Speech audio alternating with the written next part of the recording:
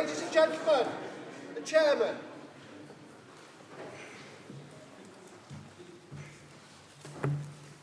Good morning. Good morning.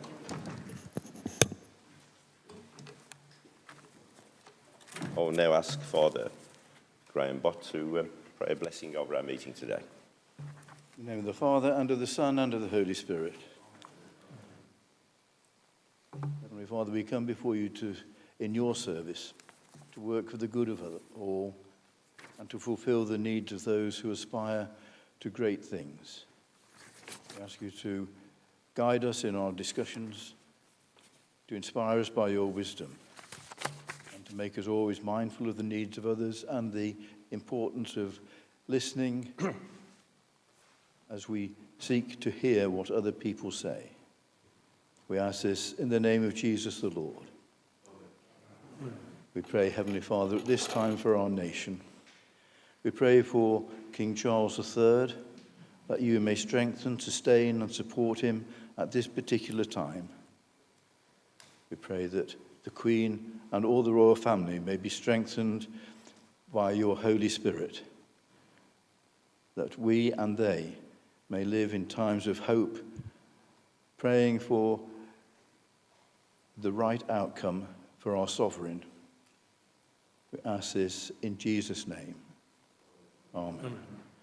We pray for the people of our county. We pray for those whom we represent, those who guide us as officers of the county council, that we may all be one in seeking to maintain the life of this county and for the good of all.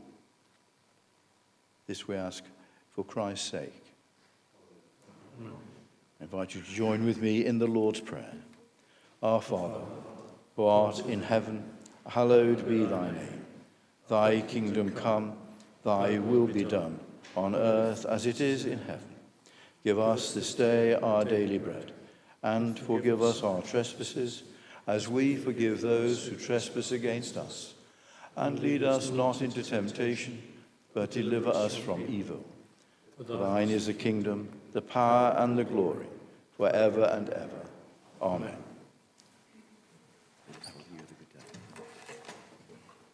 Please take your seats. Oh, these seats, I'll tell you what.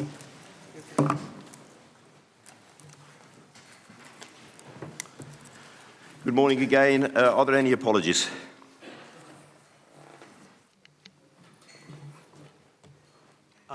Good morning, Chairman. Good morning, everybody. Yes, we do. We have apologies from Councillor Farrell, Councillor Bernard Faulkner, Councillor Jones, and Councillor Jay. Thank you. Are there any further apologies?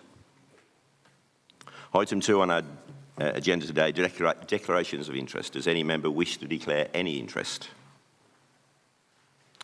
No. Item 3, confirmation of the minutes of the previous meeting. I move that the minutes of the council meeting held on 14th of December 2023 be signed as a true record. Is that agreed?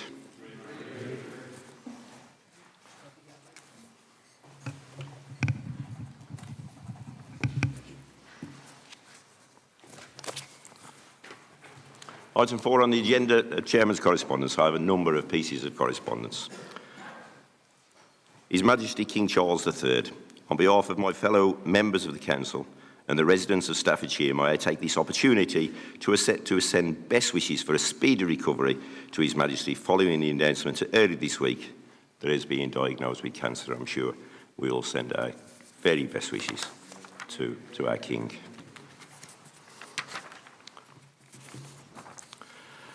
Staffordshire residents recognised in His Majesty's the King's New Year's Honours List.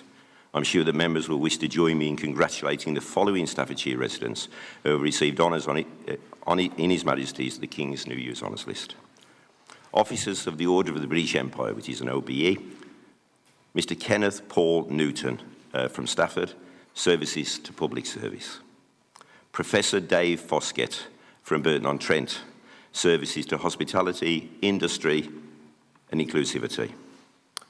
Those who have received members of the Order of the British Empire, the MBE, Mrs Jacqueline Mary Gange from my hometown of Cannock, Services Community in Cannock. Mr. Rowan Edward Crozier from Lichfield, services to manufacturing and enterprise.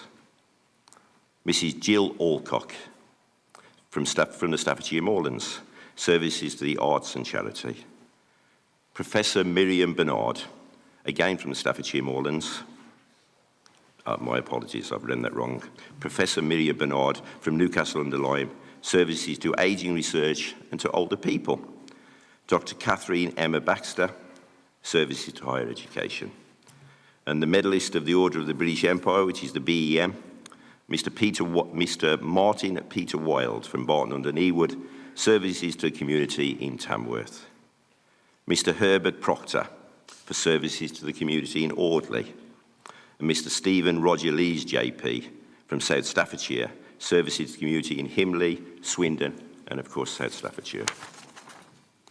Mrs. Elaine Hutchings from Lichfield, services to community in Lichfield during COVID-19. Mr. Peter Stewart Clemson from Burton-on-Trent, service to performing arts and the community in Burton. I'm sure you share with me our warmest congratulations to those people in Staffordshire who've received their much-deserved awards. Recognising our unsung heroes. Since becoming chairman, and well before that, I've been truly amazed by the number of voluntary groups across the county and the wide-ranging work they do to the benefit of the local communities. Members may recall that I mentioned at the full council meeting last October plans to introduce an Unsung Heroes Award afternoon teas in county buildings to recognise the contributions made by volunteers across our wonderful county of Staffordshire. The first of these events took place on the 15th of December. It was very successful, and I had the pleasure of hosting representatives from 8 voluntary groups from the Cannock and Lichfield areas, all of whom had been nominated by local members. The next Unsung Heroes event is to be held on Friday the 19th of April, to which I will invite local voluntary groups from Stafford and South Staffordshire. Over the next 12 months, I propose to hold further 2 events, and I'll be writing to members covering the Newcastle, Staffordshire Moorlands, East Staffordshire and Tamworth district and boroughs to seek members' nominations.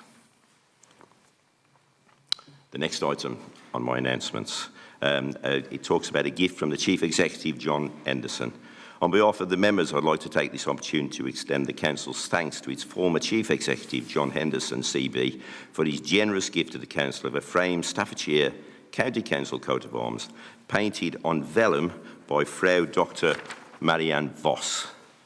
Mr. Henderson's gift is now hanging on the wall at the top of the main staircase in county buildings. Please, members, take the time to go and have a look at that. It is truly beautiful.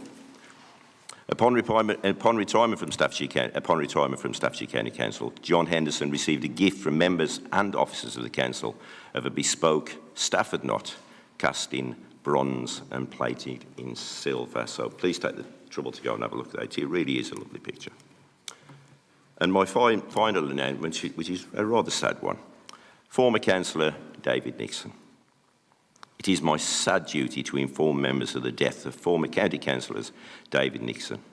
Mr. Nixon was first elected to the county council in 2001 and represented the Thistleberry electoral division in Newcastle until 2005. He served on the former social care scrutiny committees and was also a member of the regulatory committee. In 2009, Mr. Nixon was re-elected to the County Council, representing the Crossheath and Silverdale electoral division, once again in Newcastle, until 2013. He served on the former Children and Lifelong Learning Scrutiny Committee and Planning. I believe we have some people who want to speak about Councillor Nixon. Councillor Simon Tagg. Thank you, Mr. Chairman.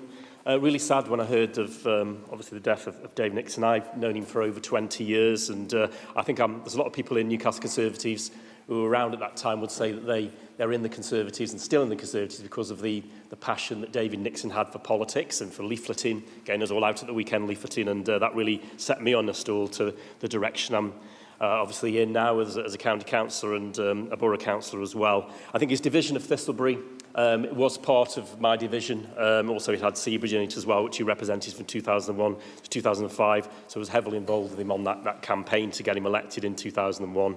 Then latterly, of course, he represented UKIP for the Crossheath and Silverdale one. Anybody that's experienced Dave Nixon's campaign will know it's very high-octane, I will say, over the years. And I think as a lot of Labour councillors have been the victims of that and have lost their seats because of the work that David Nixon put in. I'll even say there's some on our side that had a bit of a scare in the past when David Nixon has challenged them through politics. And he was a real street campaigner, getting those leaflets through the door, which we all do, of course, but he really excelled in that. And of course, he was a taxi driver in Newcastle-under-Lyme and throughout North Staffordshire, and I would get texts on a regular basis from him. Have you seen that pothole there? Get that sorted. So, you know, the taxi drivers, when they're out and about, see the state of the roads, and I'll be, yes, Dave, I'll get onto that, you know, Poolfields or Thistlebury or Westlands, and get those sorted for him. But the overriding issue for David Nixon in his political life was the European issue, an anti-European Union. And anybody that reads the Sentinel in the north of the county, even until recently, Dave was sparring with former Lib Dem councillors over the issue to do with Europe. And he always won those arguments, because I support the position he took. And of course, in 2016, with the referendum result, he got his real political wish there. Also, he's a very religious man as well, and he would always be writing about his religious beliefs in the Sentinel as well. He was a devout Christian as well. So I think really sorry when I heard it just yesterday, the news come through, and I send my condolences to his family. And also, he's well known in the Audley area where he lived as well, and I've had some contact from various people in Audley who informed me yesterday. So he will be missed, I think, by people around the area. And also, we remember him from when he was a councillor as well, you know, and serving the community as we all do for those periods, both here and at Newcastle Borough Council. Thank you, Mr. Chairman. Councillor Philip Atkins. Thank you, Chairman. When I heard that David had passed away yesterday, I was really quite shocked, actually, because he's not got a great deal of age. And brought back all sorts of memories of sparring with David, even when he was within the group, because he did cross the floor and become an independent and UKIP within the council. And I was remembering writing a letter to him saying, I'm extremely disappointed in you, David. But I understood where he was coming from, because the reason he did it was because he thought that the UK should not be in the European Union, full stop. As to campaigning, I have never seen anybody campaign like David did, even within this chamber, on his own particular things. And I know that one of our more senior colleagues had the taste of his campaigning in an election and had his majority cut from several thousand to a few hundred. And he just campaigned. So word of advice from David to you all: if you go campaigning, you might get there, because lo and behold, we're not in the EU. I'm not sitting on a tractor blockading London, because we're talking to the government about how things can happen a bit differently. So David's legacy is possibly the benefits of Brexit that we've yet to take. So I think we ought to, if he was up there now, he'd be saying, get on with it. I can just hear him. And so David, bless him, he'll be missed by his friends and his family and those that loved him. And I love David because he's got even less hair than I had, which was something to be talked about. So happy memories, and that's how I want to keep it. Thank you, Chairman. Thank you, Councillor Atkins. Can I now ask all members and members of the public, please, in a public gallery, to please stand and observe a 1-minute silence in memory of Councillor David Nixon.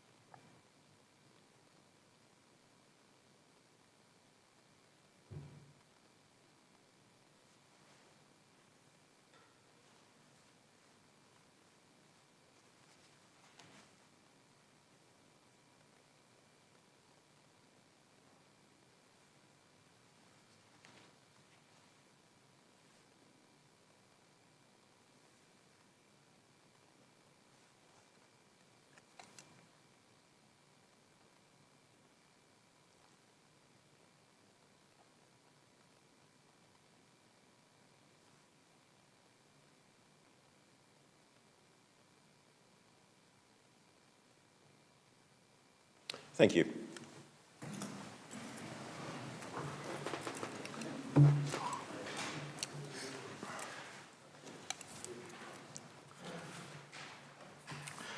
Moving on to item 5 on today's agenda, which is the medium-term financial strategy 2024 through to 29 and the 2024-25 budget and council tax. At the end of the debate, in accordance with statutory regulations, I propose to take a named vote on the recommendations before the council.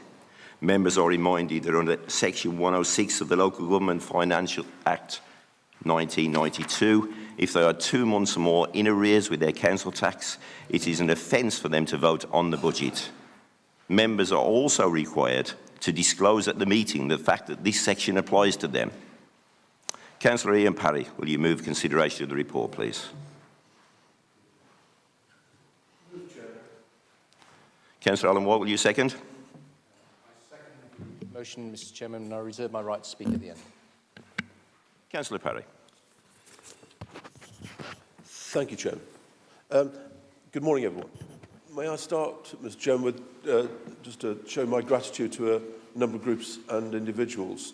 Firstly, to my Cabinet colleagues for what seems like a long period of discussion, debate, sometimes a few tiffs, in terms of putting this budget together. I'm very grateful for everyone's collective effort.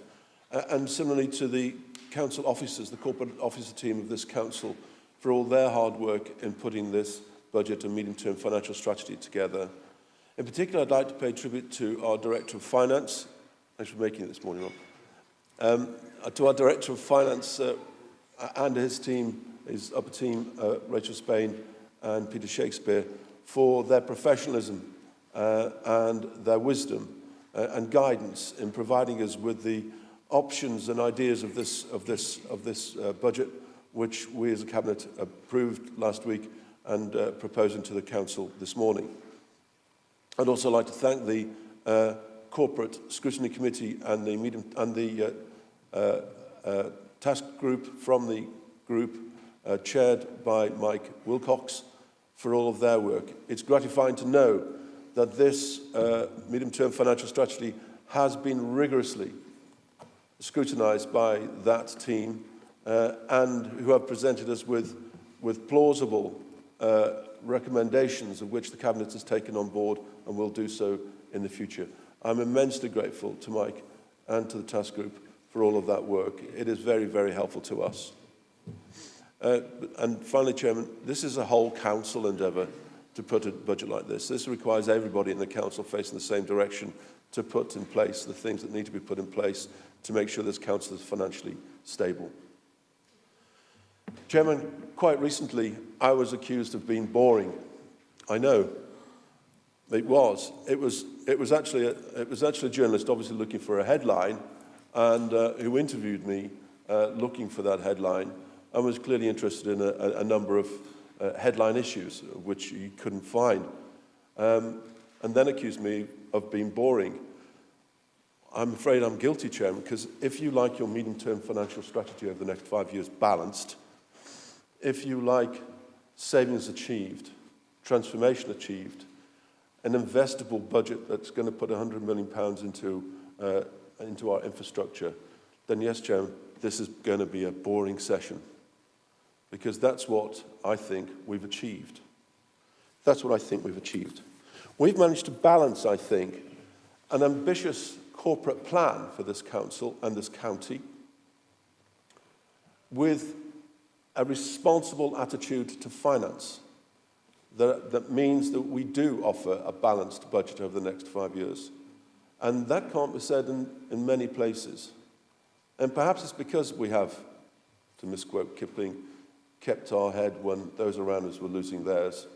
Perhaps it is that we were taking brave steps to do things that needs to be done at the time that needs to be done to get us to the place where we are now. Perhaps the £137 million of costs that we've taken out of this council over the last 7 years is something that actually helps us to get into this stable position. And that's £137 million of not our money, of taxpayers' money in this county, people in this county families in this county would have to find and pay for that we've taken off the table, and still have our libraries, still have investment in our highways, still have investment in our schools, etc., etc. That's the balance that we've struck, I think, Chairman, that we've been aiming to achieve.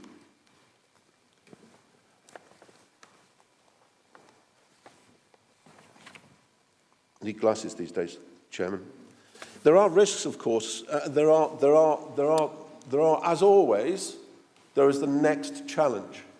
And often what's ahead of us is often more complicated than what's behind us. But I think we're in a fairly stable position. We had the financial settlement at Christmas time, just before Christmas. It's not a major aspect to it. There were no new grant streams. Overall, our spending power has increased by just over 6%, 6.8%. But overall, when you shake it all down, it means about an extra 3 million in cash. And some of that, of course, that income is derived from council tax. But those pressures and those risks that are ahead of us are largely to do with the things which is our paramount duty here in the county, which is looking after people. So the pressure upon SEND, the pressure upon SEND transport, the pressure upon more educational and child protection, child plans is increasing and is a cost pressure on the council. The number of children in our system, which is showing signs of slowing and slightly reducing, means additional cost pressures on the council, means that we've got to pay for all of those placements, and those are the places where actually the costs are rising significantly. Nevertheless, this budget provides for it.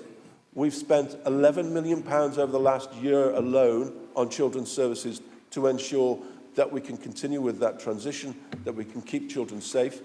We will put another £7 million next year into that transition and into ensuring that our children are safe.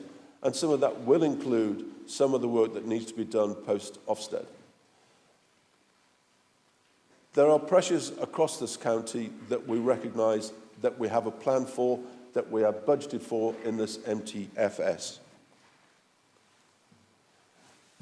And Chair, on top of all of that, we will be investing more in this county over the next year or so. We will be investing, and my Cabinet colleagues over the next 12 months will be announcing plans to invest in things like our libraries, our countrysides, our highways, our environment, moving towards carbon neutral, etc. So a wide range of investments that will improve quality of life, in a sense, over Staffordshire. And we love the quality of life that we already have here, but actually there are things more that we can do in our future investments. This county is not only balanced, but it also has solid reserves, over £50 million in general reserves. And we have a contingency, simply because of the risks that we've been facing in recent years. There's additional cost pressures that perhaps we weren't expecting, such as increases in minimum living wage, which is increased cost pressures in our pipeline. Inflation, where we've put almost £50 million additional into inflation because of the cost pressures that's provided in our contracts, in our suppliers, in our services, etc. But we've also put an extra £50 million in next year, then reducing down to £10 million for contingency for those unexpected events that we can therefore meet. So I think overall, Chair, we can say that this is a good, sound, solid budget, boring perhaps to some, exciting to me because it means we're not scratching around looking for major savings plans where big cost savings are having to be taken out of the organisation. Yes, we've got some challenges. Yes, we're going to have to make sure that our SEND transport delivers on its transition, and same with children's. But overall, this is a good budget.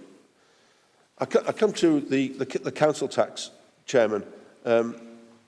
And our leader reminds us regularly that when it comes to taxation, when it comes to taking more money out of the pockets of Staffordshire families, we should do this with humility and with a cast iron promise that we will be looking for best value and can offer that promise to the residents of Staffordshire that we will deliver best value.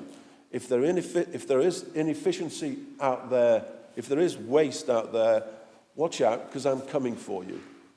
We will not allow that to happen in Staffordshire. We will not allow council taxpayers to have to take an increase like this. But given the inflation that we're facing, £50 million we've had to put into that, we will be taking a council tax increase, which will mean a 4.99 increase in council tax this year, which includes a 2.99 increase for a social care precept that is ring-fenced around improving adults and children's care. And that will mean around £1,530 for a Band D property in Staffordshire. We're still a low council tax council compared to other shire counties, and we're still a low-cost council. So, Mr. Chairman, I commend this revenue budget to the council, and I'm delighted to move the recommendations as printed in the agenda. Thank you. Councillor Charlotte Atkins. Thank you, Mr. Chairman. First, I'd like to congratulate the whole finance team for achieving a balanced budget in the face of huge challenges. But there's no room for complacency. It's not sustainable in the long term to use resources, to use reserves to plug funding gaps. The pressures from social care, both adults and children, from special educational needs and the high needs block can't be discounted. The extra £600 million announced by this government last month is welcome, but it doesn't come near to the £1.6 billion which the Local Government Association announced is necessary to fill funding gaps. And that could easily have been announced in the autumn statement rather than waiting until the 11th hour. Now, our Director of Finance lists the hallmarks of a good budget. He says that a good budget must not be driven by short-term fixes. Yet we have a government that is proposing a local authority fire sale, encouraging councils to sell off assets to plug the funding gap left by massive cuts in central government grants. That's a one-off sticking plaster solution, not a strategy for the future. Cash-strapped councils have already been forced to sell £15 billion worth of buildings since 2010. What makes it worse is that with a near stagnant UK economy, this is probably the worst possible time to sell anything. Another short-term fix from the government is the statutory override currently in place regarding the dedicated schools grant deficit.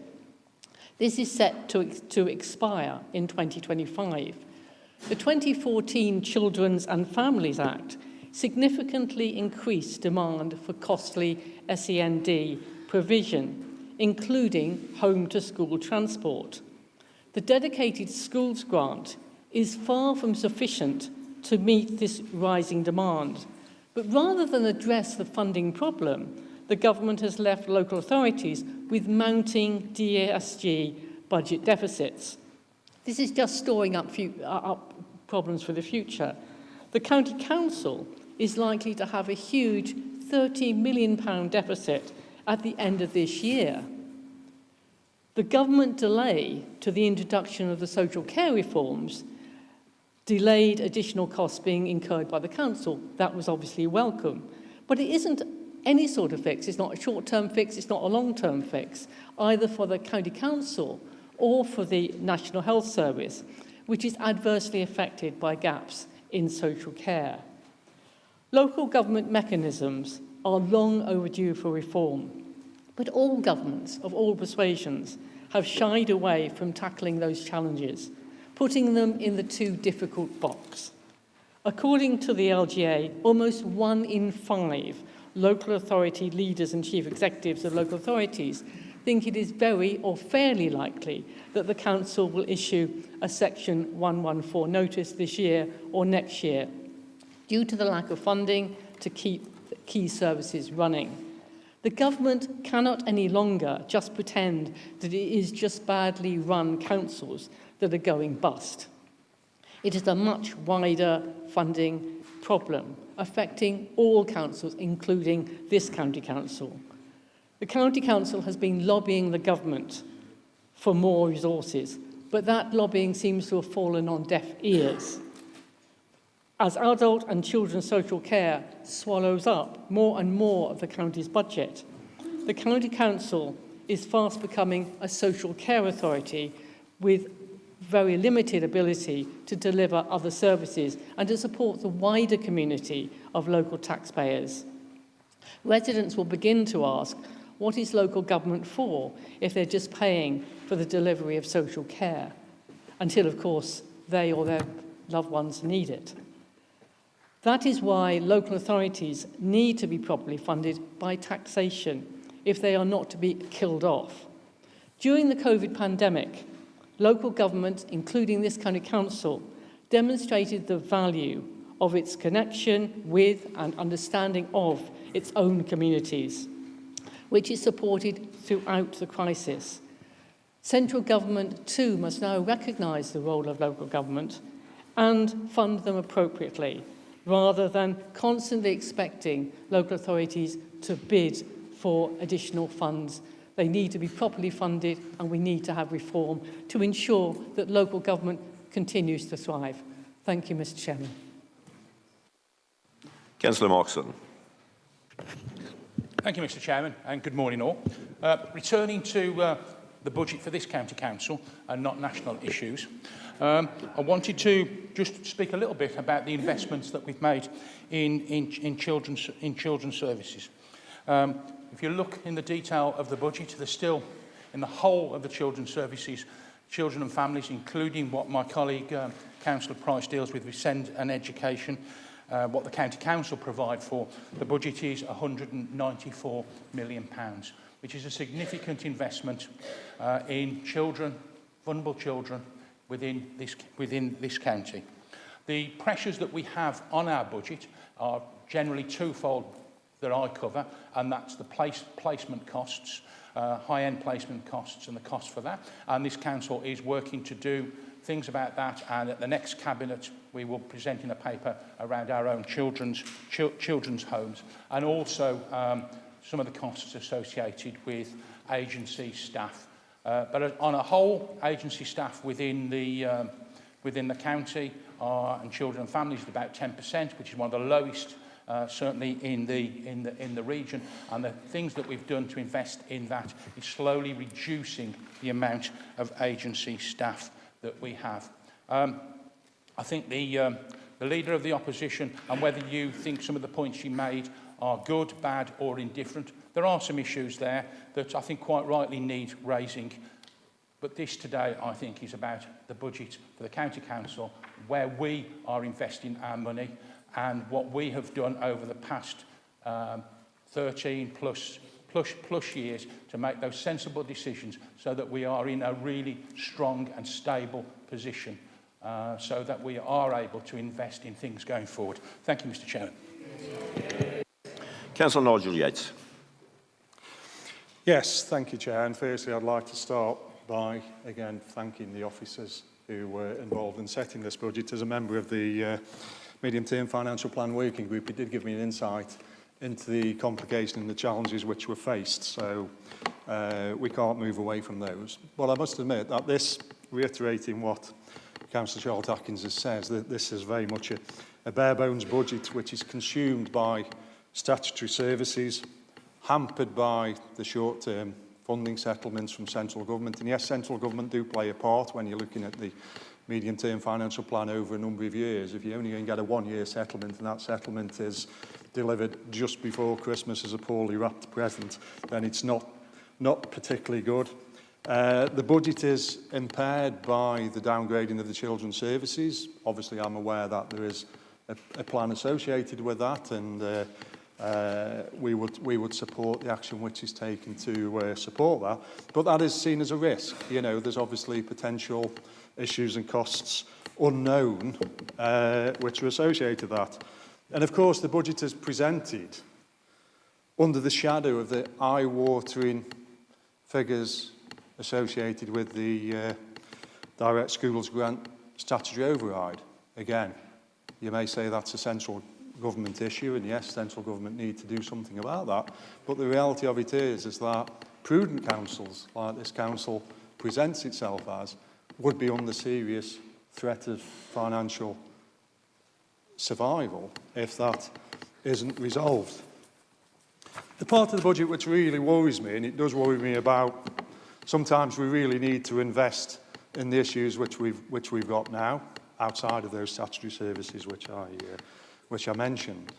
And I want to just alert people who haven't been up to date with today's news, is that the planet, for the first time ever, has exceeded 1.5 degrees for the whole year.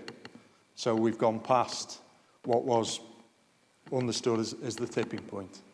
Now, what's important is that obviously central government need to step up, and there's issues there with the poor economic outlook with central government to release substantial funds which are really desperately required.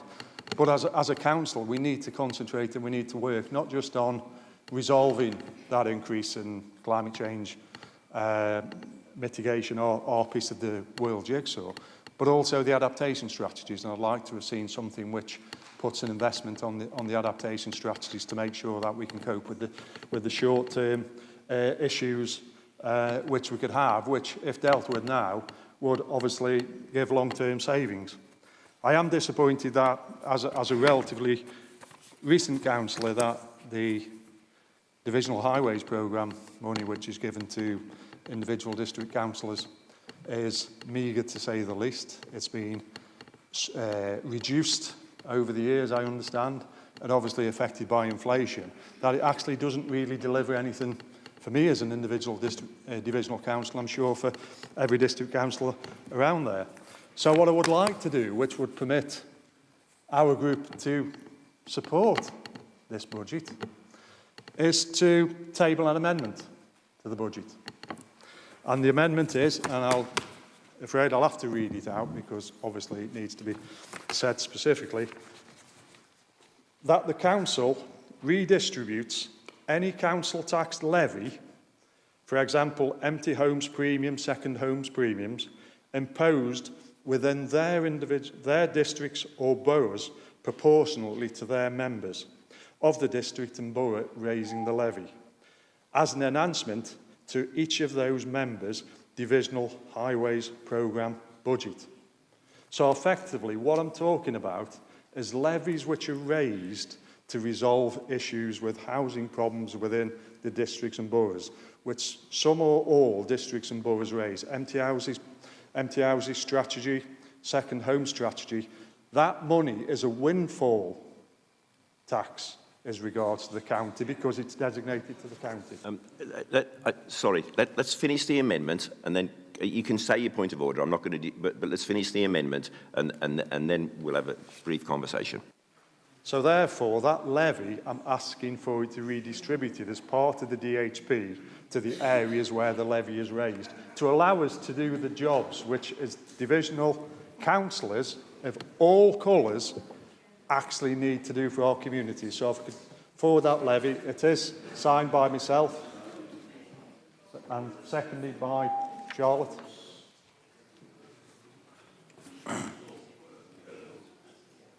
Thank you. Members, can I have your attention, please? The monitoring officer is now looking at the amendment. So if we can just remain sort of relatively quiet just for a minute or two while it's checked. You've got a point of order from the leader to take in. You need to take the point of order. I'll take the point of order. Mr. Chairman, point of order. The majority of the proposal seem to relate to empty homes, which is a district and borough council matter, and certainly doesn't allow the county council to on other sovereign councils. No, we allowed you to speak and I stopped the point of order, so please allow the point of order to speak. Thank you.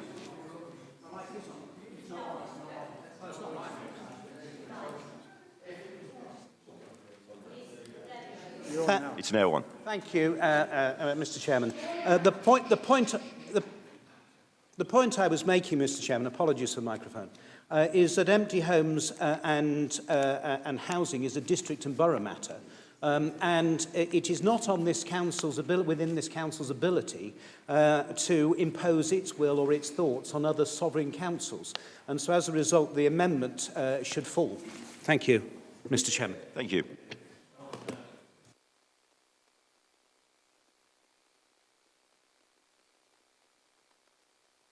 We're just having some clarification now from the monitoring officer. Thank you. The amendment to the motion reads that the council redistributes any council tax levy, open brackets, e.g. empty houses premium, second home premiums, close brackets, imposed within their district or borough proportionately to their members as an enhancement to each of those members' divisional highways programme budget. The issue with it, and I've discussed this with the Director of Finance, is that it's talking about redistributing council tax levy for empty homes premium and second homes premium. That money does not come to the county council, that comes to the districts and boroughs, and therefore we don't have that money to redistribute. This is properly a motion for districts and boroughs to consider, not for the county council. Okay, taken on that, the amendment is withdrawn, it's thrown out. Thank you. We now go back to talking about the budget and the MTFS as per the original agenda item. Thomas Lufferer.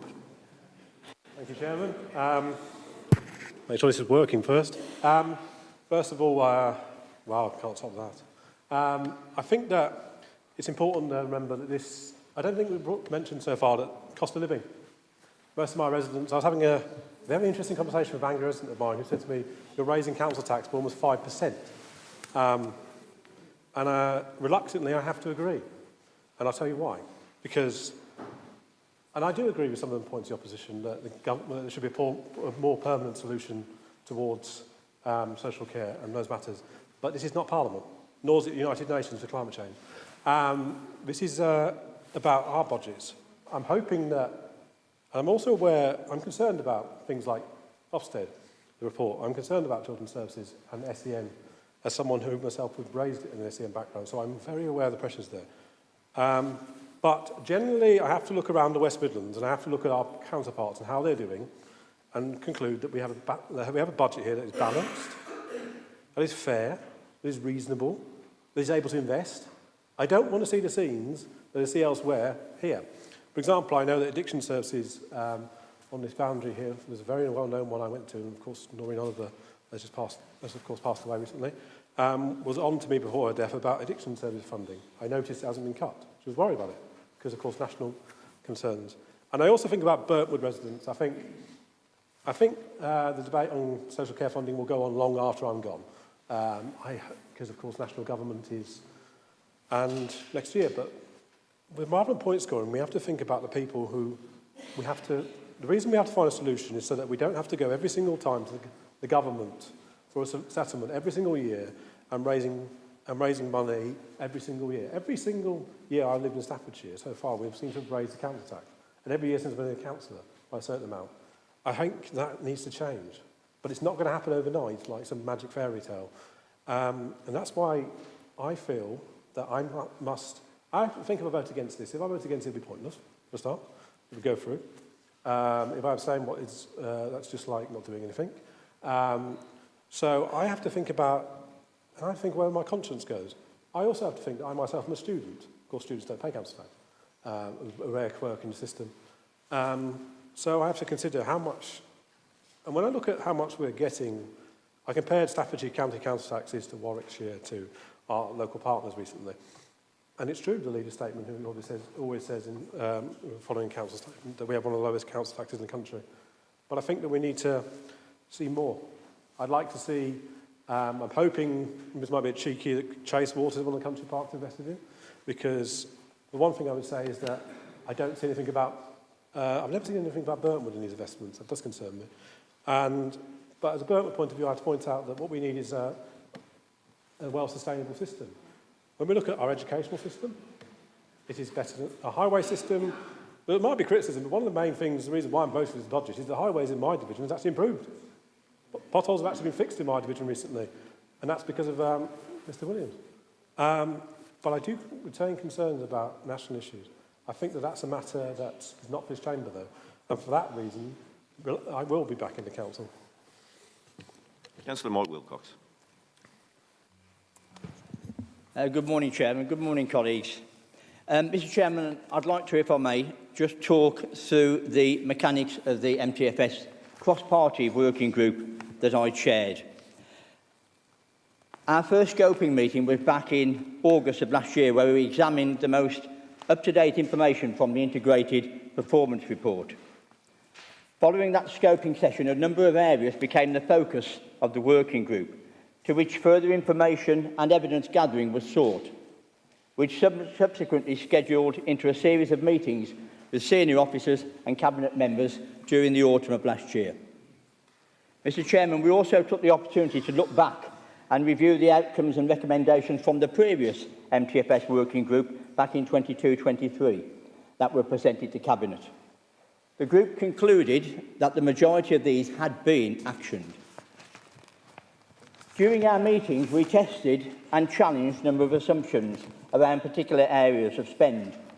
These included children's transformation, SEND transport, education, health and care plans, EHCP, and consideration should be given to preparing a Plan B should the assumptions made, together with the financial uncertainties, emerge in the coming years. In conclusion, Mr Chairman, we submitted to Cabinet 4 recommendations, which appear at Appendix 14 of the papers you have this morning. We also suggested to Cabinet that close monitoring of performance would be key to ensuring the ongoing financial stability of this authority.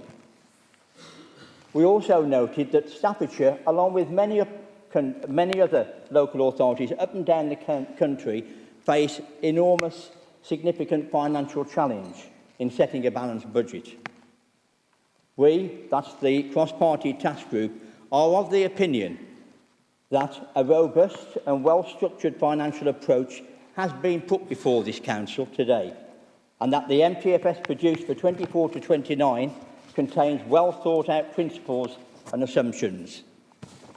Can I finish, Mr Chairman, by thanking all the members of the working group who met diligently and vigorously challenged both members and officers on the information they were provided with. And to both Rachel Spain, Chief Accountant, Corporate Finance Unit, and Deb Breeden, our Security and Support Manager, for their support and help, who kept us focused on the work in hand. Thank you, Mr Chairman. Councillor Mike Sutherland. Good morning, all. Chairman, having just listened to Councillor Ian Parry's delivered to us a balanced budget with no vital service cuts and an economic investment plan focused on keeping Staffordshire on track as a county to invest in. And this against the background of inflation, increased demand on key services and challenges that we will face going forward. As been said, we are all aware of what's happening elsewhere in other authorities, so I welcome the fact that we, as a well-run and well-managed county council, are able to deliver a balanced budget again this year. It's a tribute to the financial robustness of this council. Ian, on this occasion, boring is good. Chairman, if I may, we learned last week that a long-serving senior financial officer is retiring. Rob Salmon's 38 years service with this council, all within the financial function. When you have a career like that, that's not just luck. That's the result of his dedication and commitment to getting the best out of our financial function over a number of years. This has given this council continuity, stability and robustness that we now enjoy today. On a personal level, as Cabinet Portfolio Lead, working with Rob and his team from 2017 through to 2021, I witnessed firsthand his leadership style, and what was striking was his calmness and his confident manner when we were going through choppy waters around that time, particularly, and a particular example was during the start of COVID and getting financial support where it was needed in a fast and efficient manner. It was an outstanding performance by him and his team. In football speak, we talk of legends. Rob, you've earned that title and position within this council. Rob, you retire on a high and are well worthy of the plaudits coming your way between now and when you retire at the end of March. Wishing you a long and happy retirement.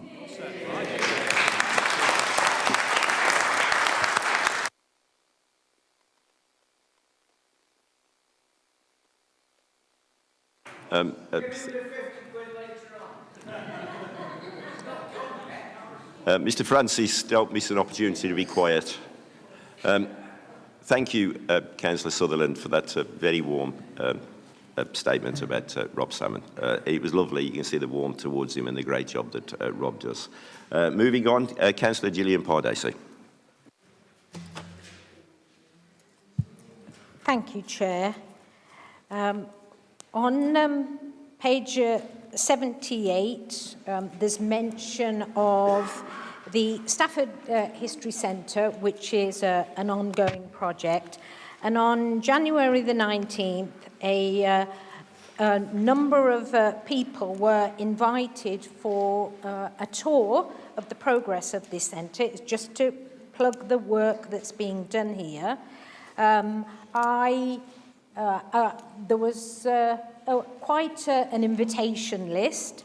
I took 2.5 hours off work, travelled from Stoke-on-Trent, and to my disappointment, apart from the member for culture, I was the only one who turned up for a tour. So just to say this is a flagship project, and I'd just like to emphasise it's going to be an amazing project which I hope everyone will support. Thank you, Councillor Pardesi. Councillor Paul Snape. Thank you, Chair. Thank you, Council. Can I also echo what's been said about the budget? But what Mr Parry said really about waste, the way we've moved forward over the last, since we took over from Labour. We have lost jobs, but services, libraries, things we run, the services remained excellent. I sit on safeguarding, and I know the work Councillor Sutton has done with his team to ensure that our children in this county are safe. But can I remind everyone here, it doesn't matter where our funding comes from, whether it's local funding or it's national government funding, it's still the residents of this country and this county who are paying it. So asking for money to be sent from London as if it's going to save money for our residents, it's not going to save anything. Taxation has got to be increased to pay for what we want. And I think at the moment, with the budget we're putting out, it's an excellent settlement. And I would like to thank Mr Salmon and his team. Also our Cabinet. I know the hard work they've done over the last, well, since Christmas when we had the settlement. And it's great, really, that we're all here now going through it. It's a balanced budget for 5 years, not just for this year or next year, for the whole period. It's a great achievement we've achieved, and I think we should all be proud of our Cabinet and our leader for taking us that far. Thank you. Councillor Philip Atkins. Yeah, thank you, Chairman. I don't think this budget's boring, actually. It's really interesting when you dig into it. You know, and for the benefit of anybody who's listening on the web, there's 110 pages for us to wade through. And I found out something in it. I found out what SONIA actually stands for, which is the Standing Overnight Index Average, which is taken over from LIBOR and LIBOR. But there's some really interesting stuff in the pages. But underpinning it, all of it, are two or three really sound things, which one of them, you know, after say Mr Yates, we're all in this together. and your motion would have put one against the other, because some people may have had more second homes in them than others, and so it would have been, well, I've got more than you. We're all in this together, and there's an appropriate decision taken at an appropriate level with the appropriate involvement. That's why we're a county council. And it's all right saying that government should give us more money to perform the services that we want. But as Charlotte Atkins said, successive governments, both Labour and Conservative and coalition, so all political parties are in this, have not taken the decisions about how to fund social care. Dilnot brought that forward 12, 15 years ago, and there has to be a period of change. Some have embarked on the journey, some are about to embark on the journey, and some have time after 40 to save money in an insurance system to take care of their lives in the future. Nobody has a desire to end up in a residential care home, but it is our duty to make sure that those who do fall within our care are looked after properly, and this budget does that. But also, underpinning it all, and it's a Staffordshire thing, and that's why we're different to other councils. Personal responsibility. Personal responsibility. Not expecting what the government can do for you, but what you can do for your country, your county, your community, so that we, as a county council, can help those who really do need our help. That's what this county council is about. And we don't do it as individuals, we're councillors. We're the representatives of the shareholders of the county, the electorate, and the people who live here. It's our staff who perform the tasks that we ask them to do. And this budget, over the next 5 years, gives them the funding to do the jobs that we ask them to do on our behalf. That's why this isn't boring, Chairman. This is vital for our county, our residents, for the next 5 years. And I'd just like to add my thanks to Rob. He's not boring. He's actually quite an interesting guy.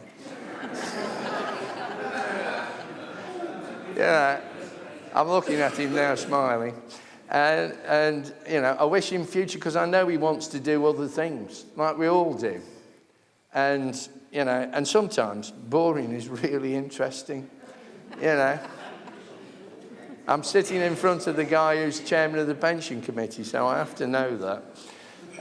It's not a curse, it's really interesting. So I'm going to fully support the budget, and I'm also pleased to hear that the opposition are supporting it as well.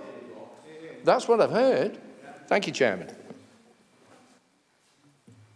Councillor Parry, you are trending on the word boring, aren't you? Well done for bringing that subject up. Councillor Syed Hussain. Thank you, Mr. Chairman.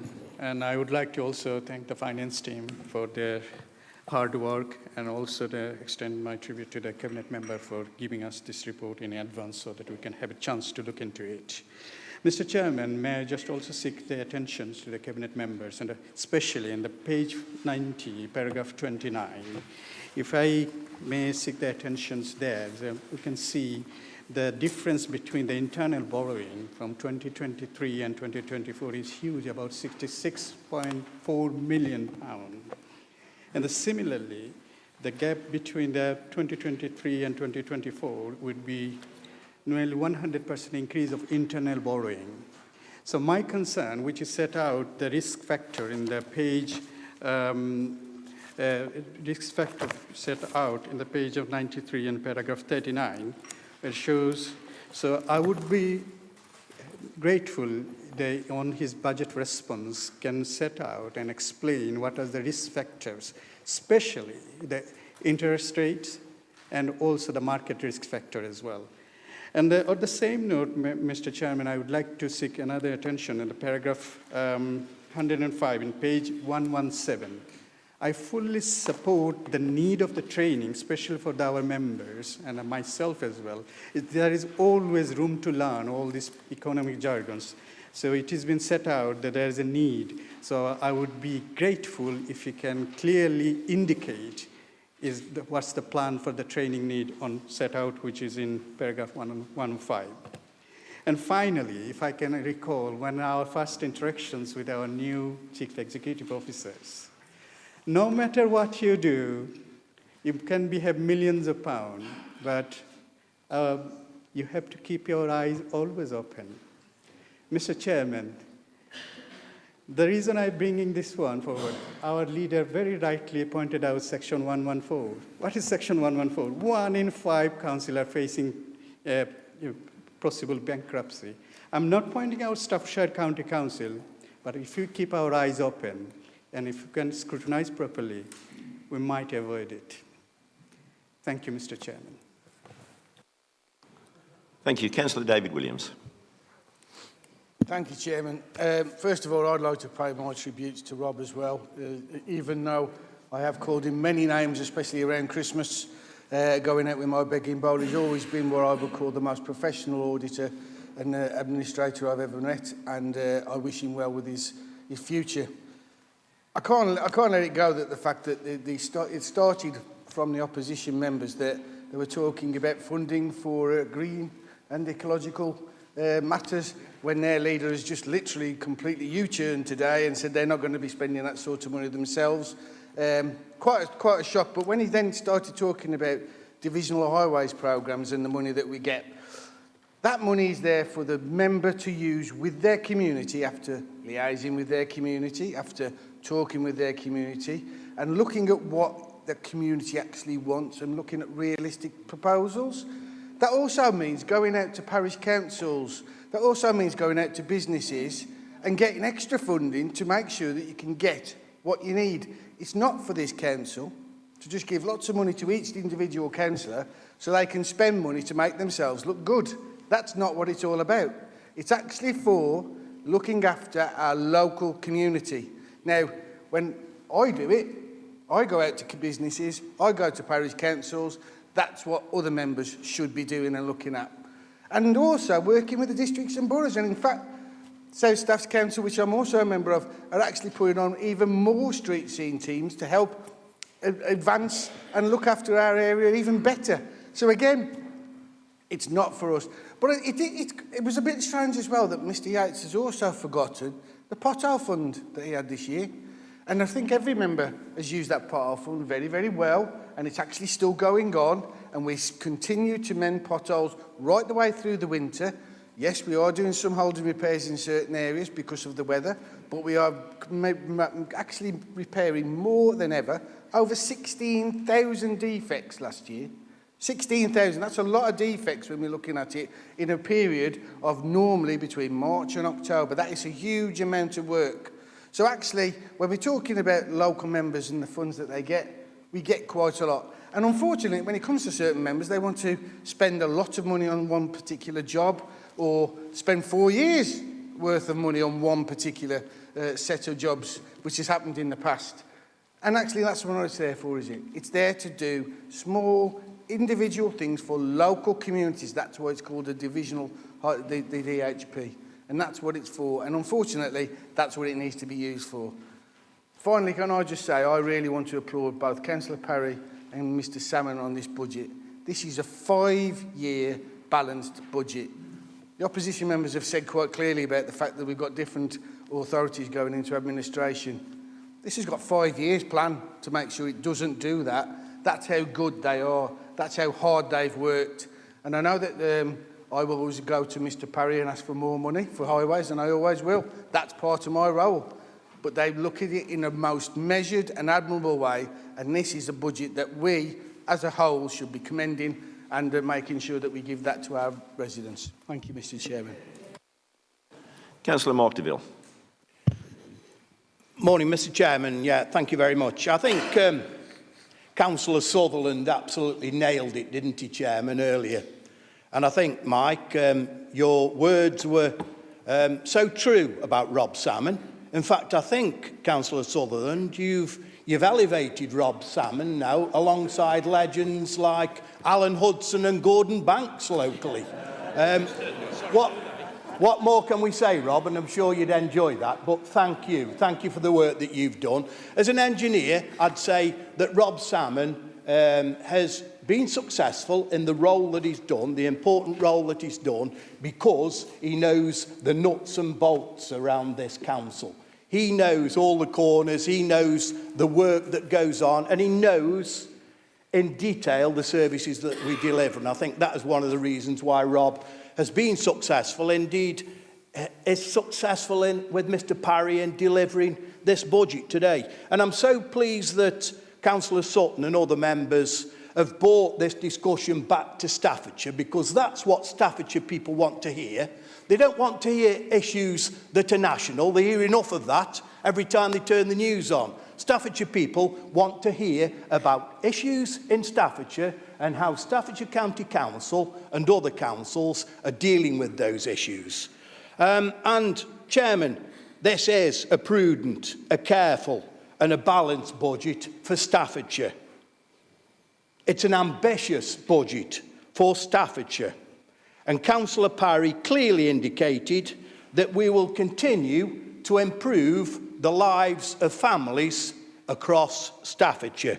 It's an exciting budget, and Councillor Loughborough-Rudd, you'll be delighted to know that within that budget we do have plans for Chasewater Country Park, other country parks, other exciting projects across Staffordshire.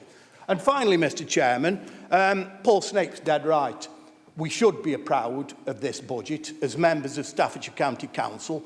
We all own this budget, not just the Cabinet, not just the leader, not just you, Chairman. We all own this budget. And you're right, Mr Snape, we should damn well be proud of this budget and the challenging times that we faced, the challenging times that we face in the future, to present a budget as balanced and as strategic and as ongoing sustainable budget such as this. You're right, Paul.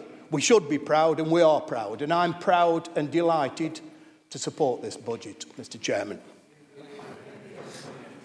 Thank you. I have no further member speakers on this. I'm going to call Councillor Alan White, who reserved his right to speak, and then Councillor Parry straight after that, who will give a summary if he wants to. Councillor Alan White. Thank you, Mr Chairman, and good morning. And news, everyone. Rob's not dead, and he's not going yet, and he's back in March, so save your tributes for then, because we've got to do it all again. But what you don't know is that Rob can turn base metals into gold amongst his other talents. That's the reason why we've got a balanced budget. I want to deal with a few of the issues that were raised during the course of the debate. First of all, I can deal with a few of them really rather succinctly. It was said that pressures can't be discounted. They've not been. It was said that a good budget must not be driven by short-term fixes. It isn't. It was said that it was a bare-bones budget. Why? Because it rhymes. It's not a bare-bones budget. It's a proper budget. It balances over a 5-year period, and it's got exciting things in there that people can actually hang their hat on and say, this is the reason why we chose these people to run our administration. This is the reason why we chose these people to run our county. But it is important to note that we are here today able to present this balanced budget, not just because of something that's appeared out of thin air, but because of difficult decisions that have been taken over many years. It is often said we stand on the shoulders of those that came before us, and in this case, we do. We have taken difficult decisions over the years, and as health and care portfolio holder, I've taken a large number of those difficult decisions over the years, but that's allowed us to get a balanced budget over the 5-year period. Now, it's important that when somebody stands up and actually cites an awful lot of criticism about central government, that they're able to also refer to the alternative that's available. And one of the things we haven't heard from the Labour Party nationally is what the alternative is. The statutory override is a problem, they say. OK, what's your alternative? Social services and the funding of social services is a problem. OK, what's your alternative? How's it going to get funded? All these things require alternative solutions for people to choose. And that's the one thing that's missing, an alternative solution to choose. And what we've got here is something that we've put together over a long period of time, which allows us to present to the public of Staffordshire something that's clearly thought through. I don't think it's boring, and it's got lots of exciting opportunities in it. As far as the 1 in 5 local authorities that report that they are going to go bust, Staffordshire is not one of them. Okay, let's be quite clear about that. Stafford is not one of them because of those difficult decisions that we've taken previously. Lobbying has worked. We've been talking to our members of parliament for months and maybe years now about the additional money that we need to help with adult social care. And what happened last week, or the week before, I can't quite recall, £600 million of additional funding came through for adult social services, which Rob, his team and Ian will be working through in the next couple of weeks. There are some things that were referred to which I just think, for example, the challenge of increasing council tax by 4.99%, which I wanted to just dwell on for a moment. We never raise council tax lightly. We always do so with a heavy heart, knowing that we have to fund services, vital services, that people need. We make sure that every single pound that we take from people's pockets is wisely spent on efficiently delivered services. It is those councils that haven't taken those decisions, those councils that fritter money away, that then have to say to government, I need to put up council tax by even more than 4.99%. For those that read the news, you'll have realised that Birmingham City Council has got the ability to now increase council tax by 10%. So those people who are confronted by a cost of living challenge, living in Birmingham City, those people who need services in Birmingham City are the ones who are going to get hit by the failure of Birmingham City Council to make the decisions that they should have made many years ago. This is a good budget, but we are having to take money out of people's pockets, and we do so with a heavy heart. With that, Mr. Chairman, I second this budget. Councillor Ian Parry. Thank you, Chairman. Our duty this morning is for this council to agree its budget. That's one of our reserved matters as this council. That's our duty. And in order for us to do that, we have to make some decisions about how you want to allocate funding for this council. And allocate funding to your priorities, to your service delivery, to your investments, to your infrastructure. Those are strategic decisions that only this council can make. Officers cannot make those. We decide those things. We decide the strategy and the policy of this council. And on the advice of this cabinet, we recommend that to this council for you to approve. So this is not the officer's budget, folks. It's your budget. We have the best advice we could possibly get to make those strategic decisions. We don't make them in isolation. We're not qualified to do so. We need professional advice, and we have the best in Rob Salmon and his team, in the Chief Executive and his team, and with my Cabinet colleagues.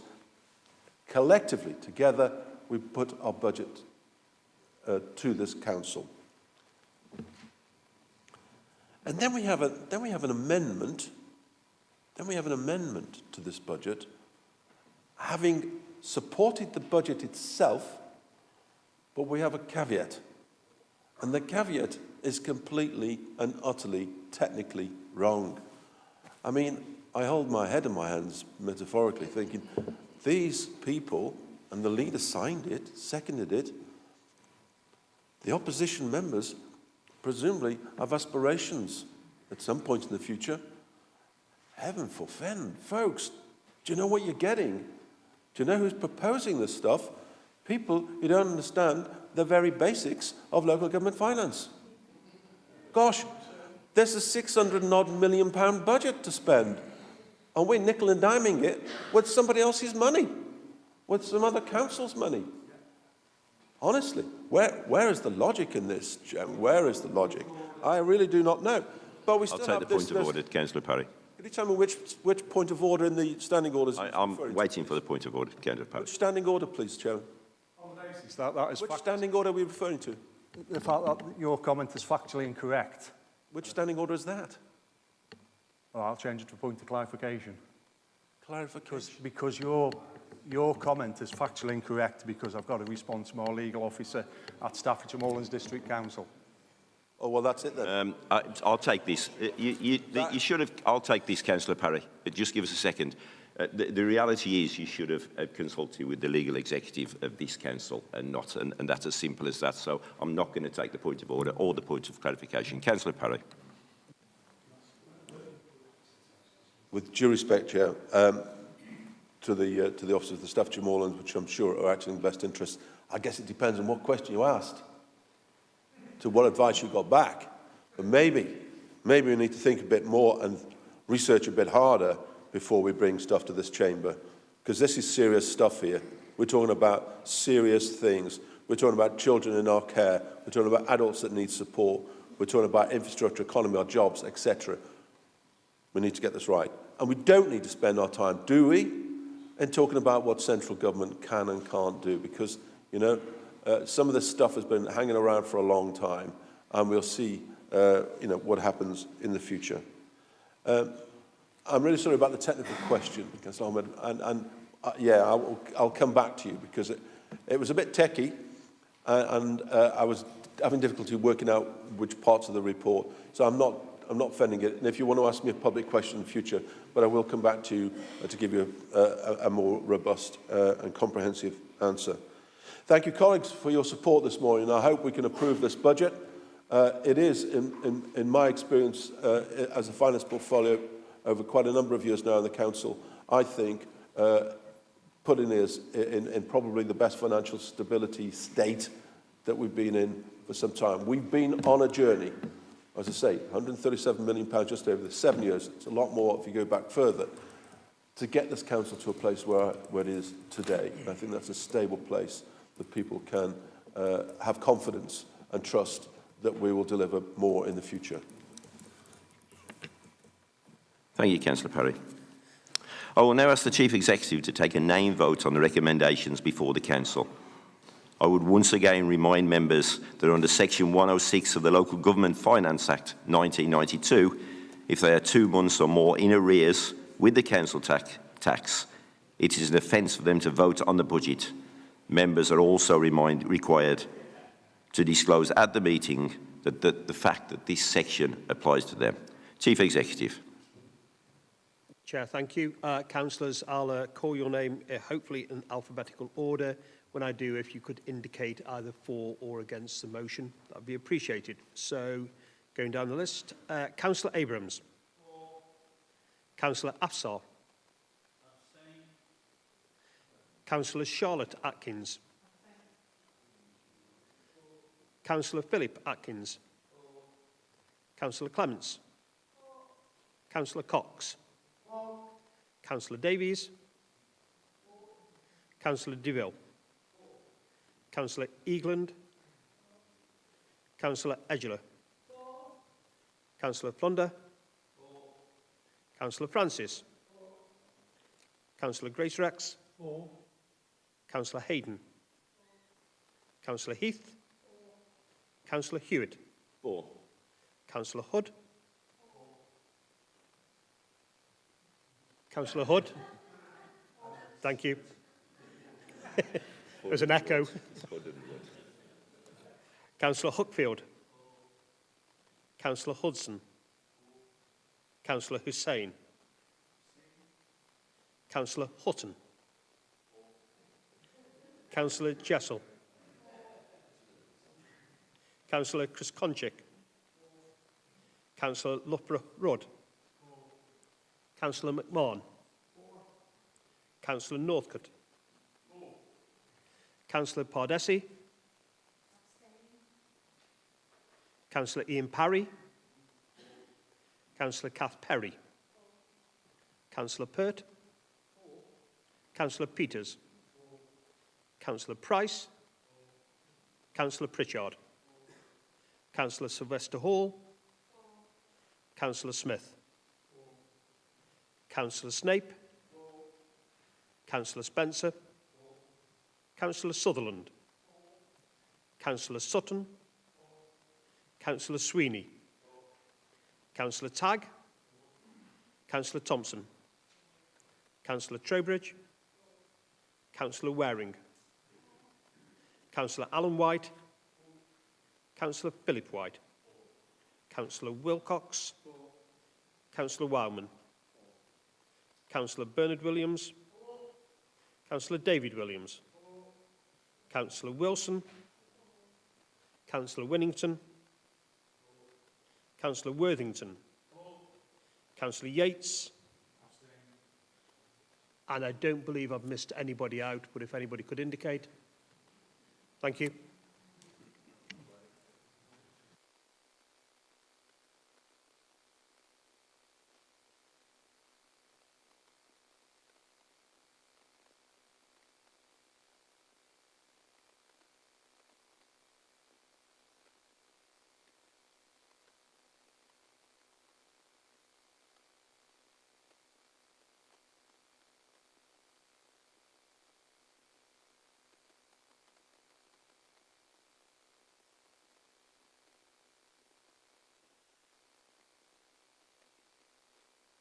And that's carried. Moving on to item 6, which is a statement of the Leader of the Council. Councillor Alan White, will you move consideration of the statement, please? Thank you, Mr Chairman. I move consideration of the Leader's statement.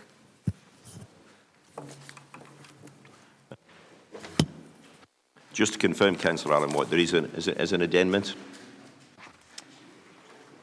Thank you, Mr Chairman. I move the addendum to the Leader's statement, which is the electoral review of Staffordshire County Council, further limited draft recommendations, particularly regarding the district of Lichfield. The recommendation of that addendum to the Leader's statement is that the Director for Corporate Services, in consultation with county councillors from Lichfield as a collective, are given delegated authority to respond to the consultation on behalf of Staffordshire County Council. Mr Chairman, I so move. Thank you. I have no speakers on the addendum, so we move on to item 1 on the statement, Leader of the Statements, which is Older People Adult Social Care Commissioning Strategy for 2024-2029.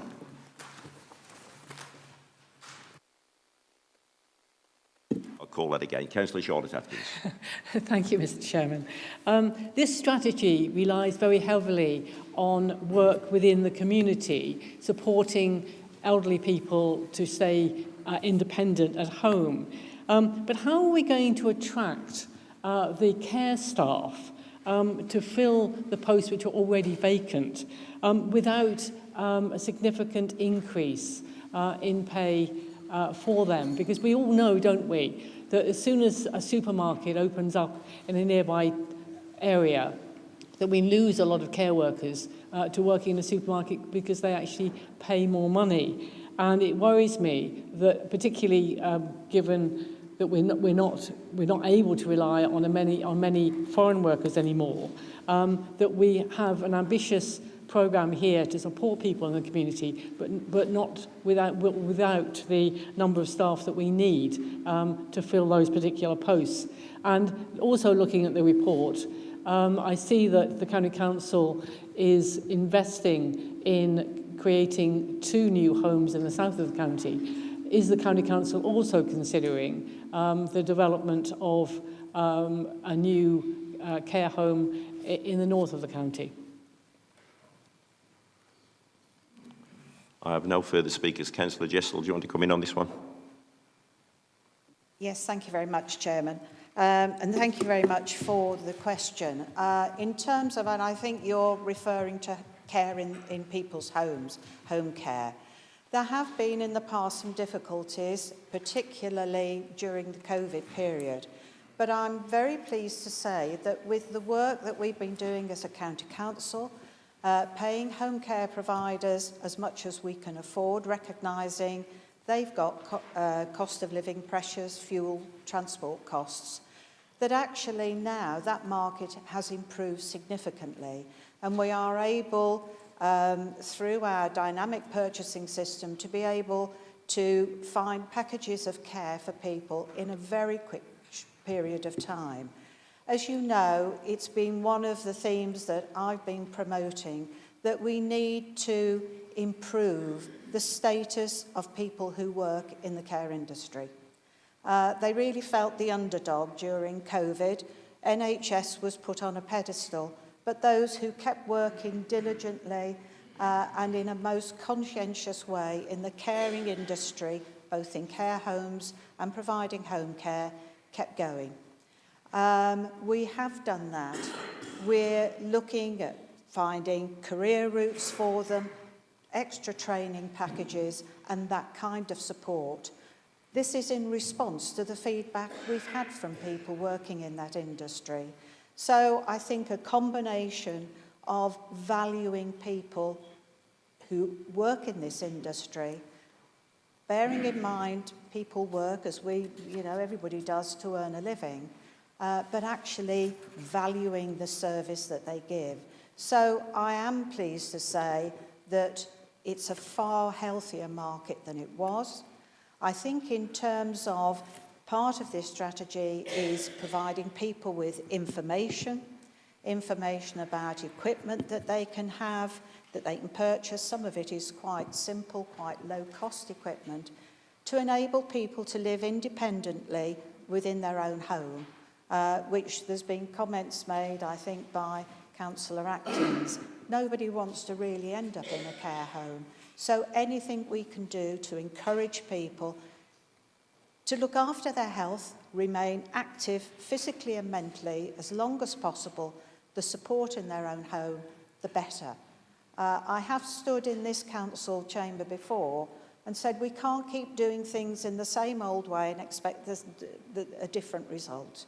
There are financial pressures, but I think as a society we recognise that we have a personal responsibility to look after our health, keep active, and therefore we live a more fulfilling life. It isn't about the years you live, it's the quality.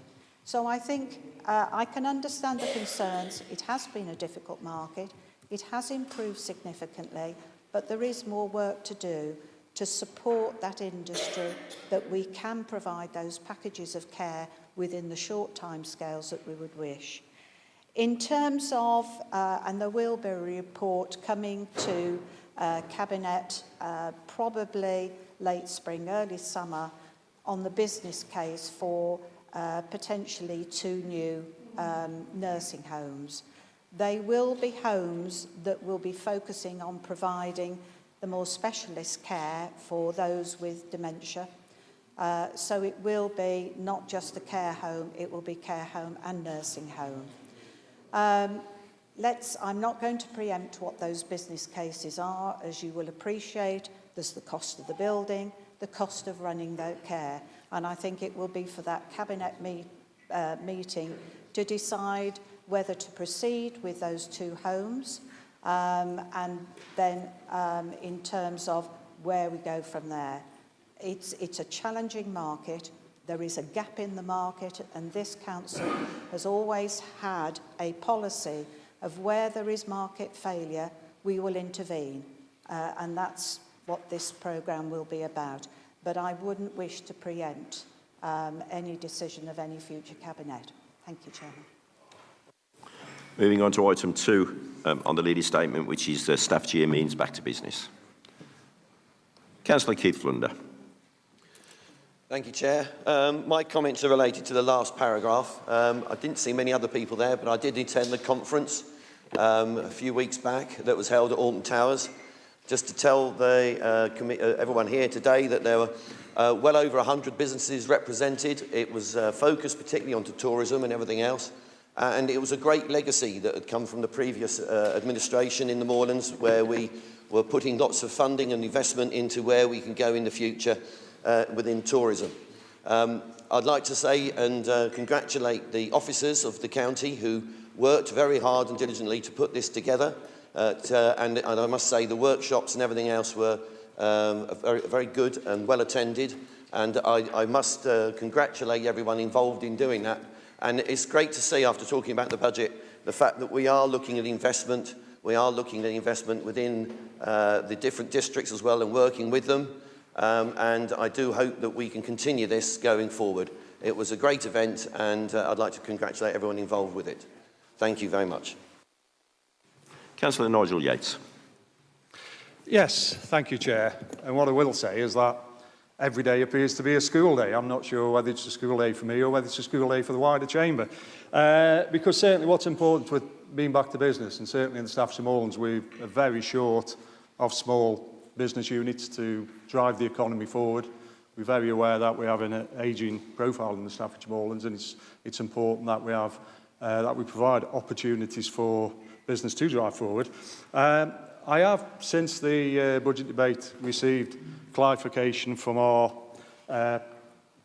legal officer, which is very important. But we've done all that, and we've genuinely done all that. We've now moved on to leader's statement. Yeah, would you bear with me? And I'll happily, we'll talk in my office afterwards. But if it's about the leader's statement, it's about back to business. If you go back to that, then we're not going to take it. We have done all that, and we did it extensively. I allowed you to speak. I dismissed the point of order. I couldn't have been fairer. I think as a chairman, I'm very fair.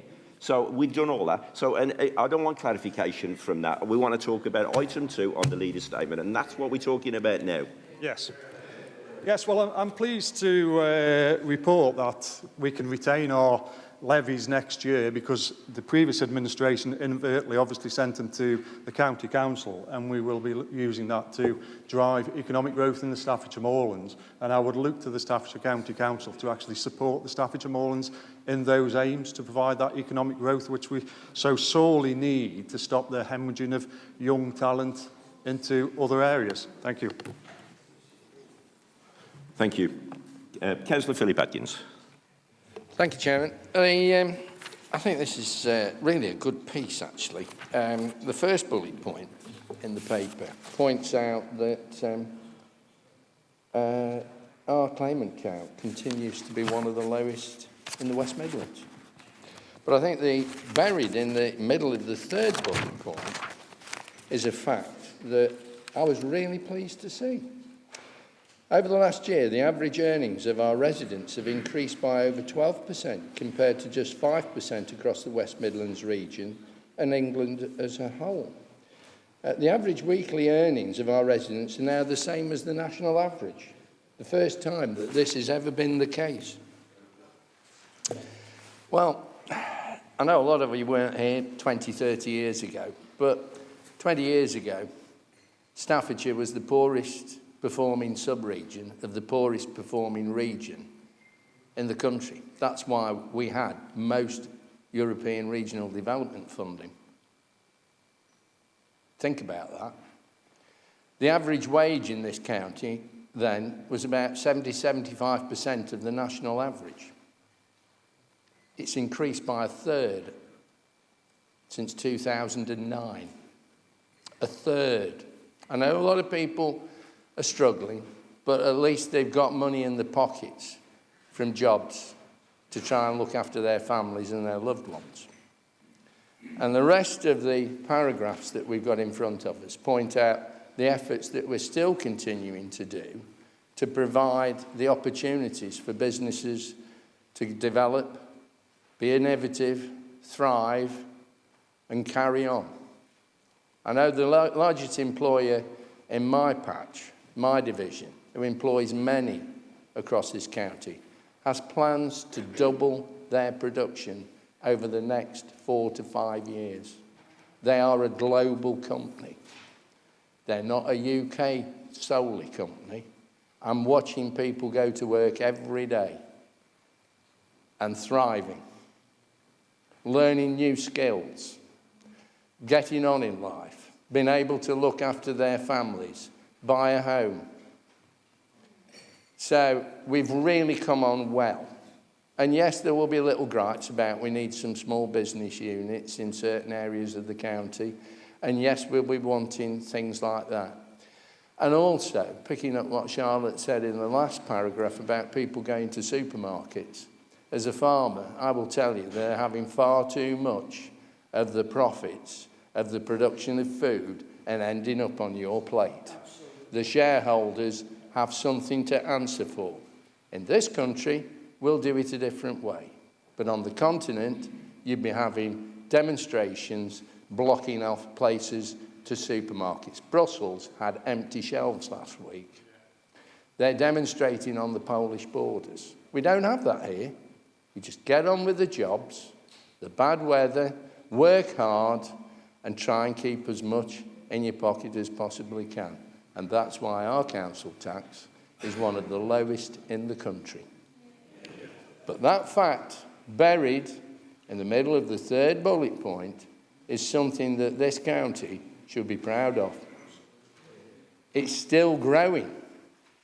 We're attracting businesses that will give better jobs. So instead of moaning about it, encourage people to get skills at the colleges and universities within our borders and then work within our borders. For too many years, people were getting qualifications here and going elsewhere. Now they have the opportunity to work in this county and earn a decent wage. Councillor David Smith. Chairman, there's much rejoicing in my division. Lichfield District Council have now approved the application at Lichfield South for 30 EV charging points, 10 acres of new high-tech manufacturing, which will bring high-value jobs to the division, and everything from that point of view is going very, very well. But there is no success without some flies in the ointment. I am staggered that the connection which is being proposed by the National Grid to connect 30 EV points to the National Grid, they are wanting £3 million. £3 million to connect 30 15-amp plugs, or not much more. I find that staggering. I also, Chairman, found it disappointing that to be able to get the planning application through, we had to get the developer to contribute £100,000 to move 2 bus stops, one of which I don't think needed moving. So, yes, we're moving forward. Yes, it's exciting, but not without some problems. Chairman, I think this is something that is the most exciting new development in the county, and I hope that the county will go forward in promoting this as a tremendous opportunity, and it's my division. Thank you, Chairman. Councillor Philip White. Morning, Chairman. Good morning. So I resisted the temptation to speak in the budget debate because I thought it might be more prescient to talk about some of the outputs of the hard work that we carry out over many years in economic development in this county, which is really well illustrated in this statement. So low unemployment, much lower than the regional, massively lower than the regional, and much lower than the national average. We have jobs aplenty in Staffordshire, highly skilled and highly paid. And the point that Councillor Atkins made about that journey we've gone on during the years that we've been running this council, where we've gone from a low wage and low productivity economy to now outstripping earnings growth by way more than double the national average last year. So low unemployment, high wage, green investment, so businesses investing in decarbonising in Staffordshire, and this council helping businesses to understand how they can do that effectively. And national recognition for our £1.8 billion tourism sector, one of the all too often unsung star performers in our economy here in Staffordshire. All there in this statement today, and that's what you get for that money that we take from all of us as taxpayers, and take it with due seriousness and spend it really carefully on things like this, outputs that benefit our residents, with much more to come. Thank you. Thank you. I have no further speakers, so I'm moving on to item 3 on the leader statement, which is carbon sequestration and woodland creation.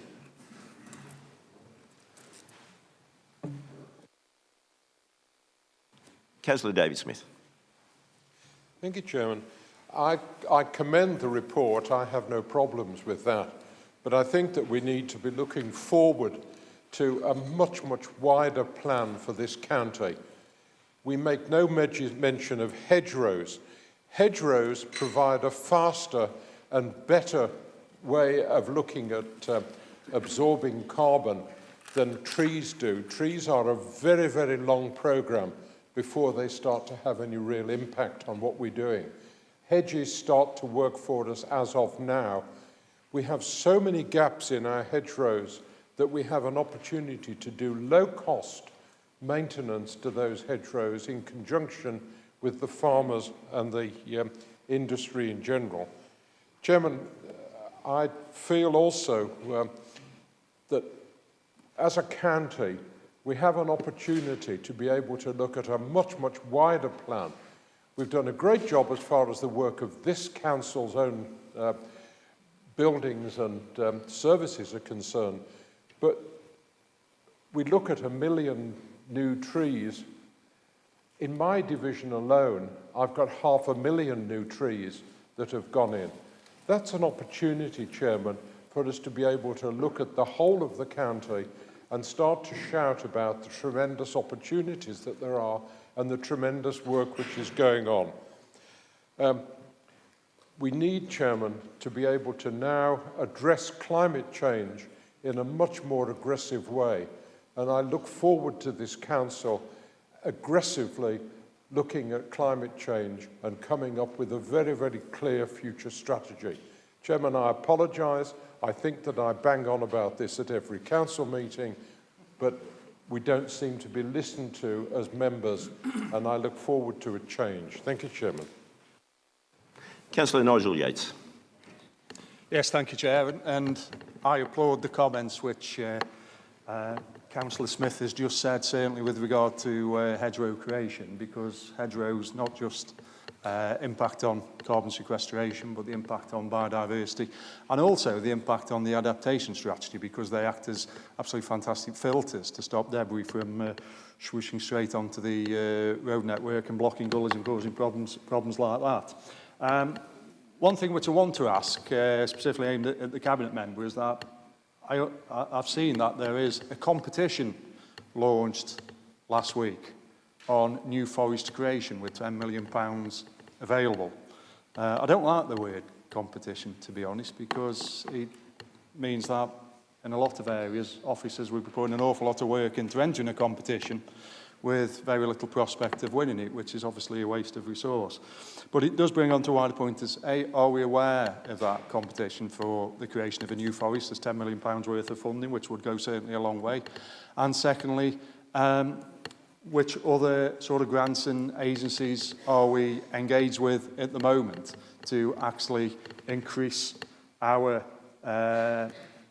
tree cover and get the ability to getting grants or getting actual trees issued to us, so we can extend certainly the National Forest into Staffordshire, and potentially as well look at some of the really uneconomically farmable land within our county farms. I'd like to see those areas planted up, both with hedgerows and trees, to act as an exemplar for the rest of the farming community which we've got, because I think it is always the council's responsibility to lead by example, and that would be a fantastic way of showing leadership.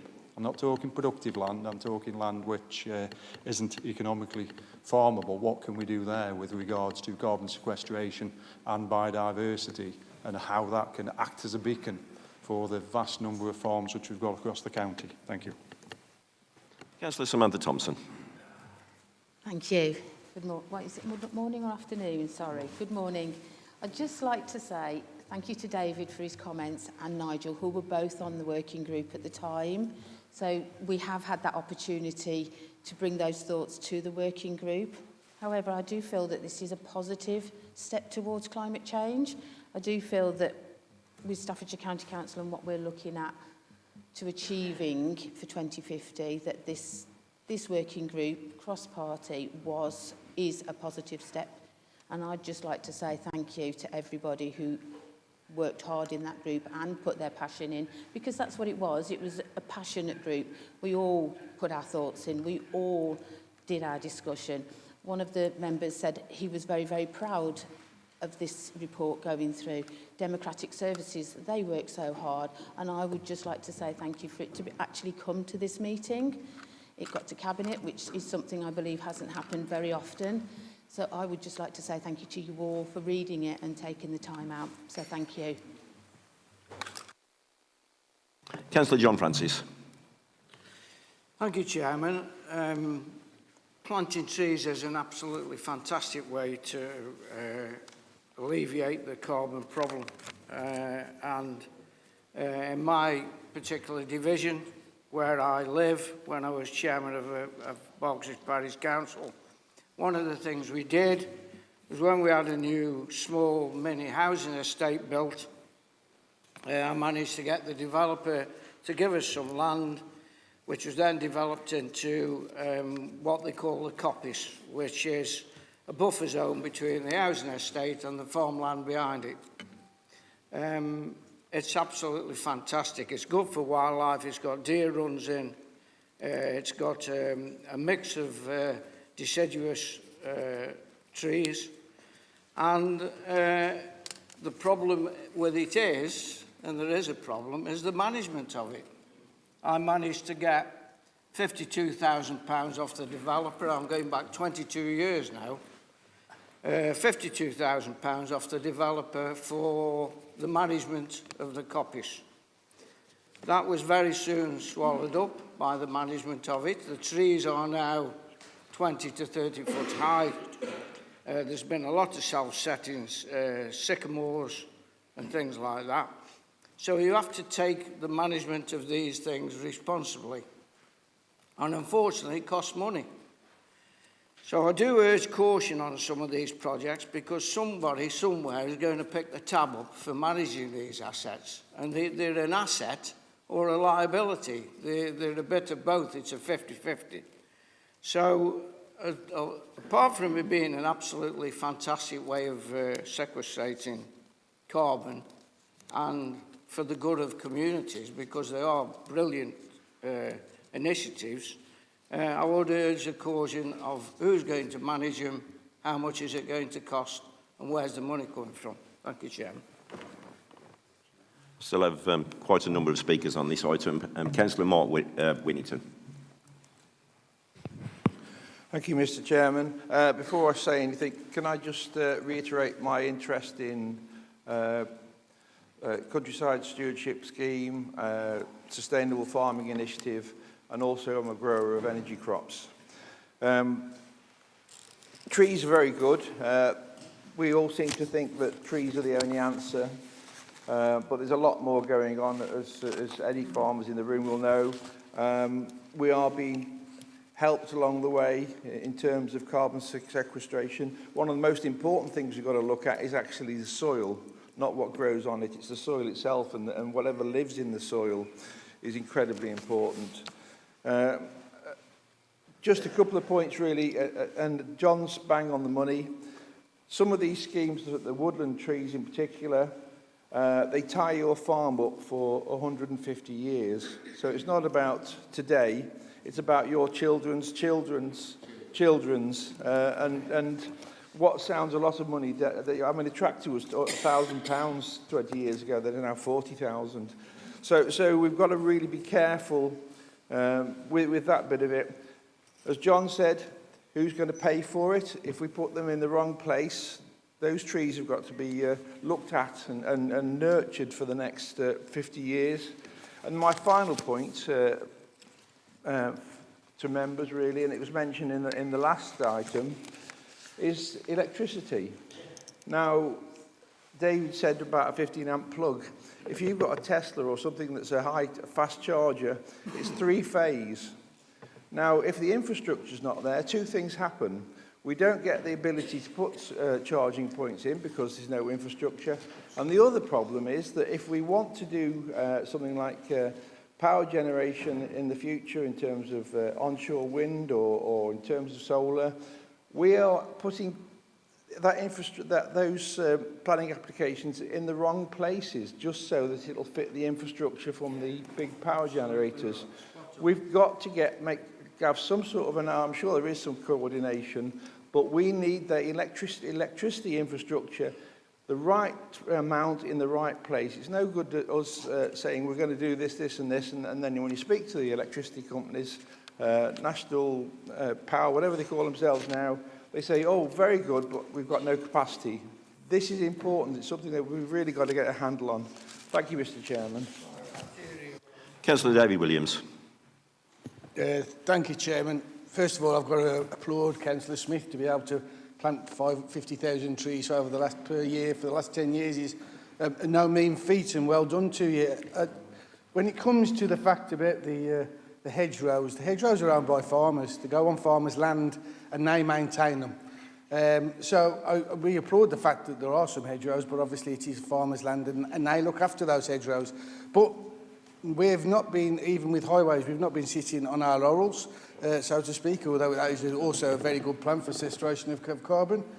We've looked at our, as we call them, hairy bush, which is a type of cotoneaster, and different types of plants that we will be able to use on our verges and in our areas that actually take in quite a lot of carbon and deposit within the soil. So we actually already started some trials, that along with wilding of areas and some of these English wildflower seeds that we're now going to use. Beaconside is the perfect example where we're trialling that one. So we are looking at what we can do from a highways point of view. But when it's all, Mr. Francis has got it very right there. So we have over 1 million trees on highways, and we have to have those inspected on a regular basis on safety grounds.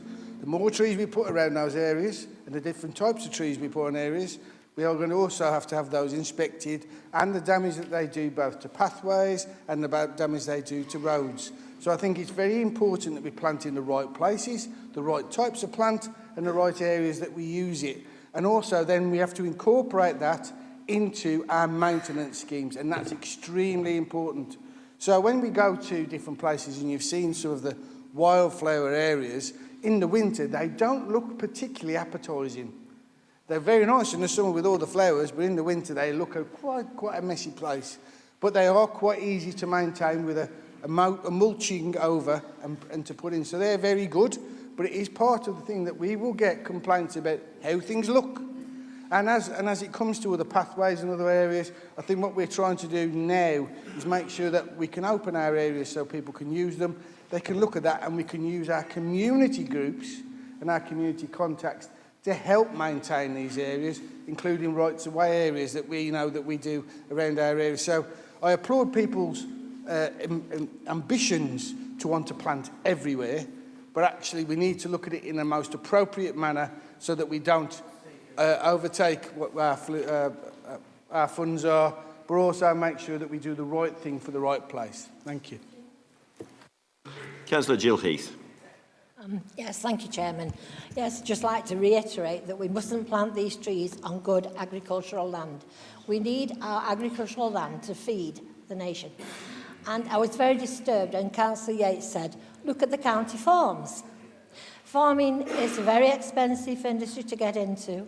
Unless farmers are lucky enough to have succession and get onto the ladder, it is a very difficult career.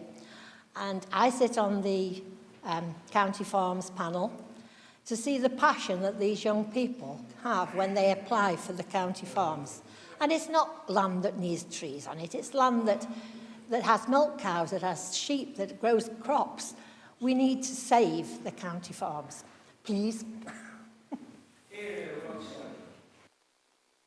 Councillor Derek Hookfield. Thank you, Mr. Chairman.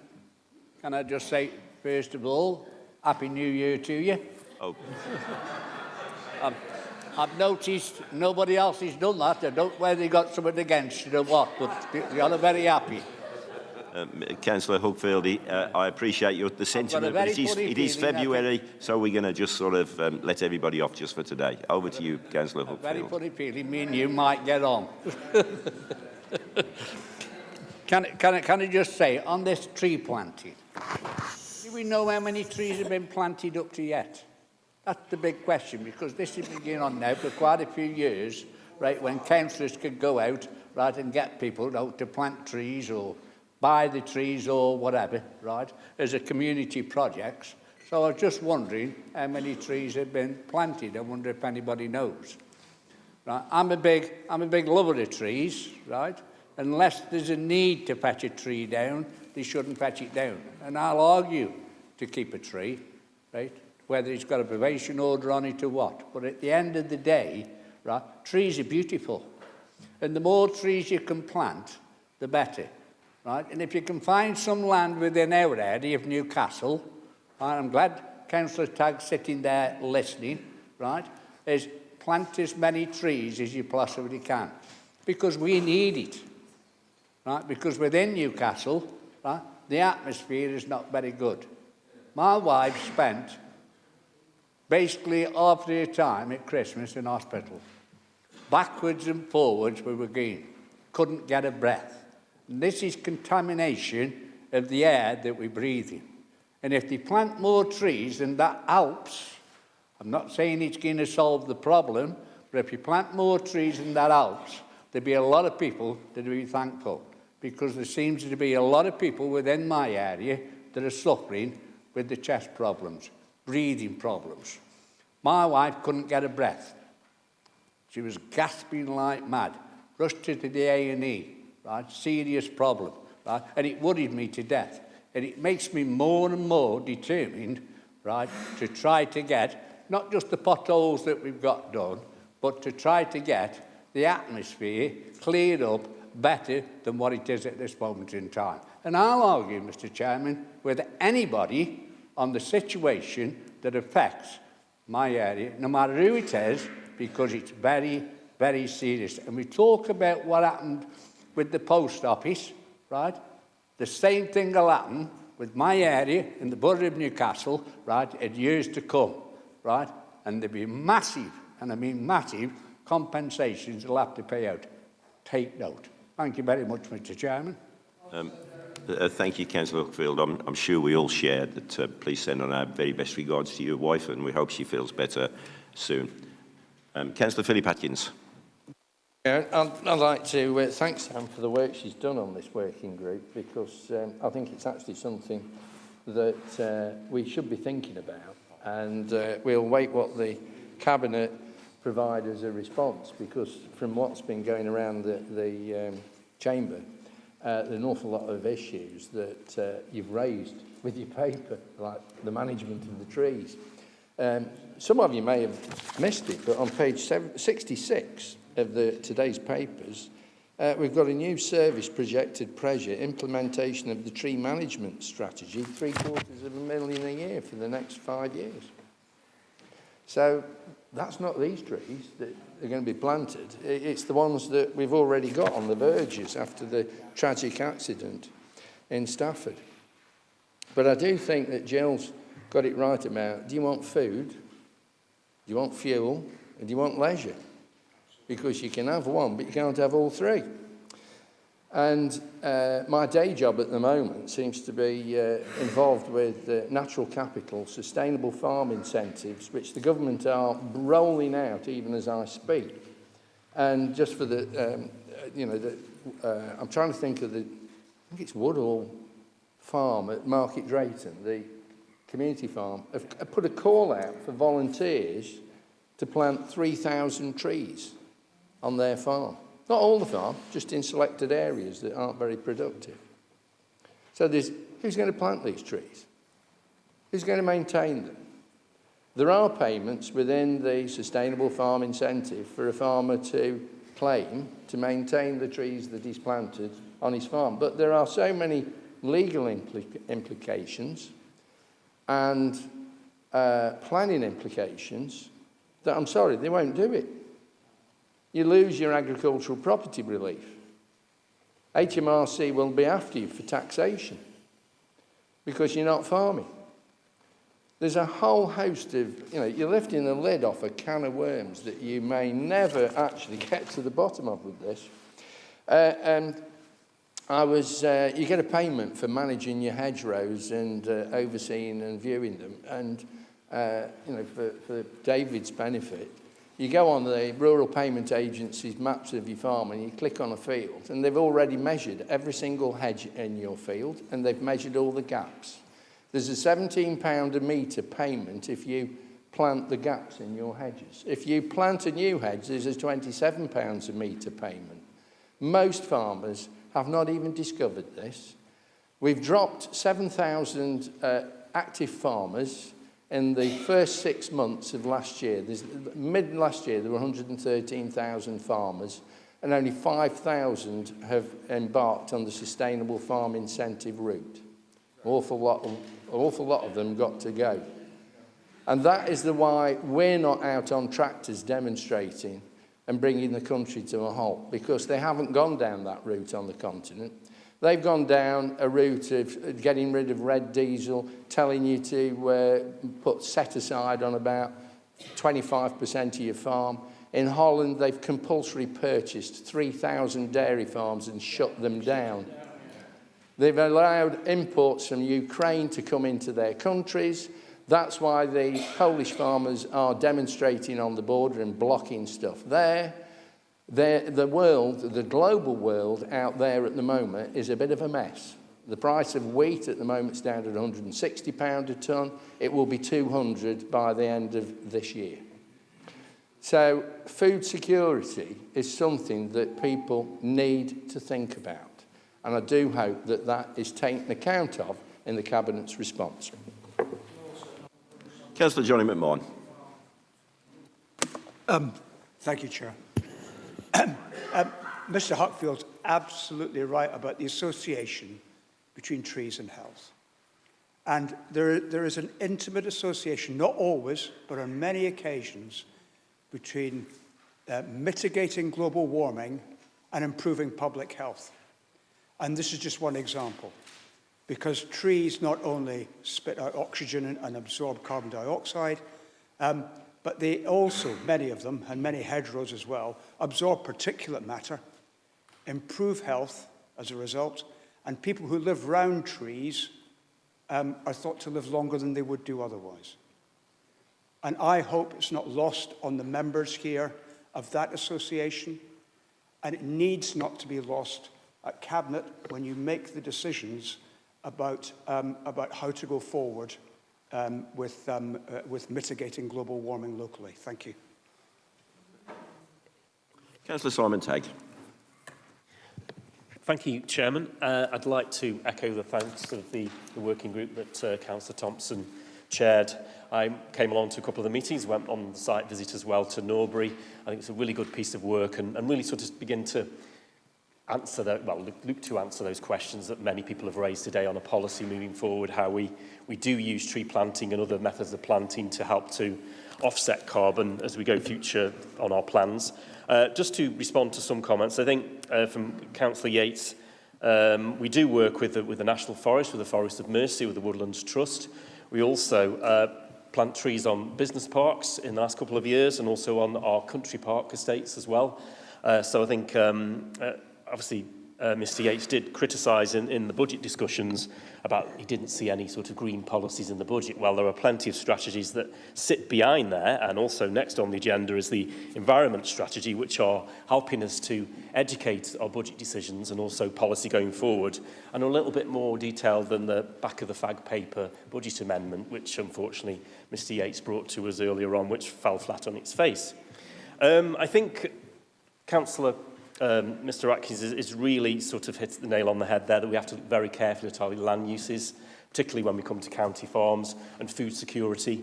But there is also an opportunity of the tree planting agenda, and that is through new skills and new business opportunities for the use of that wood in the sustainable building agenda that will gather pace as we move towards the end of this decade and into the next, as we move towards 2050. So I think we have to take that into account as well. I think, Councillor Huckfield, in your area particularly, I know that 850 trees have been planted in Silverdale for the 850 celebrations Lime Forest. Also on Silverdale Roundabout, which is, Lights, which is right by the Wallace Quarry landfill, trees have been planted there too. And I think the health, as Councillor McMahon said, the health benefits of trees are clear, and in our area particularly, with the problems which I completely agree with him from Wallace Quarry, are causing distress continually to our neighbours, and you'll see our residents and our neighbours, is that in the questions that are coming up later, question 2 from Councillor Sweeney, you'll see my position as a local member is plain that Wallace Quarry should be closed down, capped and restored to it, and tree planting will be part of that in the future on that site as well. And we call on the EA to do their job, which they failed to do for the last couple of years, and ease the suffering of local people in Newcastle on that one. So I think this report gives us a lot of food for thought. I think as we take it forward, Cabinet will be looking at it carefully and bringing those proposals forward and integrating that into the plans we already have as part of our carbon reduction agenda and also our environment strategy as well. But as I say, welcome the report and look forward to working with the group of councillors, who I hope will reconvene and look at another area of our climate change agenda in the future, but that'll be down to them, and I look forward to working with them on that. Thank you. Thank you. Moving on to item 4 on the leader statement, which is the natural environment strategy. I have no speakers. Councillor Simon Tagg, do you want to come back on this one?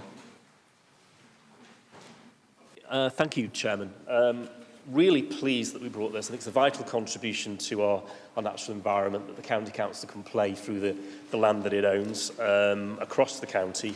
Many great places which people use for leisure, use for recreation, all sorts of things, and we are working to help to maintain those and reach what we want to do as that is enhancing those and including more biodiversity in those sites.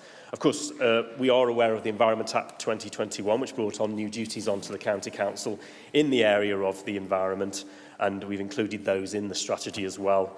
And it links in also to the motion which this council passed in 2022, which is for that nature recovery declaration. So it works closely with that. One thing I'd like to highlight is the case studies that are included in the policy document that came forward. Already across the county, this county council, along with partners, is working to protect the environment and enhance the environment. I'll just point out a few: woodland planting in Kingswood, Lakeside in Cannock, flood nature storage at St Leonard's School in Stafford, a place where there is obviously a lot of flooding at the moment, particularly with the weather we've been having over the past few months. Gardening for Better Health in Burton, focusing on helping communities to grow food with health and environmental benefits. Move More Moorlands, an initiative to encourage more active lifestyles using the great country parks and green spaces they have over in Staffordshire Moorlands. And in Cannock Chase, again, working in partnership with experts' advice from the Staffordshire Wildlife Trust, a key partner of ours, on a programme of habitat creation. So this is all, where we live. There are things going on in Newcastle, in other areas as well, where we're trying to enhance our public access to particularly country parks, which we have across the county, and we need to ensure through this strategy that we develop them further. And I commend this strategy as Cabinet accepted, and that members have a look at it, look at the detail, and work with us on implementing that strategy to protect our green spaces going forward and the environment and bring back nature. Thank you. Councillor Alan White. Thank you, Mr Chairman. I've just rise briefly to pay tribute to Councillor Tagg and all the hard work that he's doing on natural environment strategy and all the other strategies that sit behind it. It's a tribute to him that he's been able to bring together all the districts, boroughs and the City Council together on the nature recovery strategy on the back of the resolution that came to Council in 2022.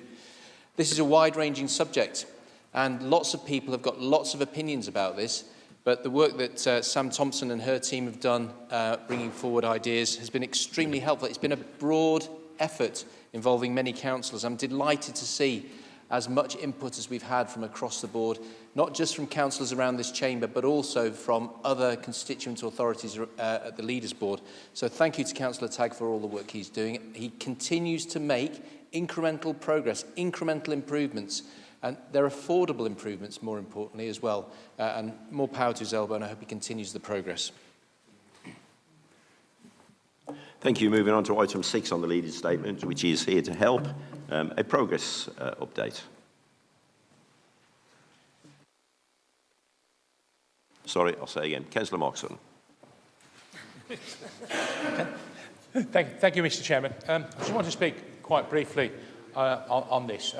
Overall, I think this shows what this council, together with volunteers, partners, districts and boroughs, and all other members of the public can bring together to help and support people within our community. But I just wanted to highlight 2 particular points, and that's the work done through the family hubs, particularly about the work we've done to give guidance and support and signpost people around being able to manage budgets and cooking and those type of things, and also the holiday activity and food programme that provides as the word says, activities during the holidays for children, together with a nutritious meal. Thank you. Councillor Victoria Wilson. Thank you, Chairman. Good afternoon to you. So I've been listening with interest this morning. It's wonderful, isn't it? Not only do we have a 5-year balanced budget in this county, not only do we have jobs aplenty and a fantastic national natural environment strategy, we also have the countryside estate investment. Good news that's coming forward, so watch this space. But on top of all of that help and that fantastically solid foundation that we have in this county, we also have the Here to Help campaign. And I've mentioned this before, but as you all know, that this started back in October 2022. We were focusing on residents and offering help to those that really needed it, those vulnerable people. We've had 71,000 people actually go onto the page and look for advice and guidance and direction. As my colleague has mentioned, we've had the holiday activities and food with 199,000 sessions offered to children in this county. We've had the community fund, which we allocated around £1 million to VCSE groups and organisations in 22 and 23. And also the Warmer Homes Scheme, which has allowed £650,000 to go to residents that really needed that extra help. And then, as you'll know, we've got the library service, which has helped with the children's school uniforms. I think we've managed to save £60,000 to residents in this county for that purpose. So there's a massive amount going on in this county. I'm very proud to be able to say all this. This work will continue. We're going to carry on with the cost of living partnership and give regular updates to the leaders board and to the CEO partnership. So watch this space. It carries on. The good work continues. Thank you. Thank you, Councillor Wilson. Moving on to item 6 on the leader statement, which is the survey. Sorry, once the sorry, I'll put my mic on. Councillor Pardesi, once the cabinet member has spoken, that's the end of the debate, and your name clearly wasn't there prior to that. Thank you. Now moving on to item 6 on the leader statements, which is the service provision of temporary and interim staff resources. I have no speakers, and I'm happy to move on quite quickly to item 7 on the leader statements, which is the Ofsted report. Councillor Tom Loughborough-Rudd. Happy New Year, Chairman. Sorry for getting best wishes to Councillor Tuckfield's wife. Usually I'm not very precise, but I'm going to be here. I've had time to go and have a look through this. And I have 3 simple questions, which I don't mind if the cabinet member comes back to me on. 1, I know that there's flexibility on this, but when is there going to be a time? Is there a realistic time frame? Do we know what it is? 2, are these matters going to be dealt with in order priority? For example, item number 3 on this matter talks about the effectiveness and oversight of allegations against those positions of trust undertaken by local authority designation officer. And thirdly, in regards to the last item regarding partnerships, are we going to have direct input from young people and responsible adults as part of that? I don't mind hearing back from the cabinet member at some other point. Thank you.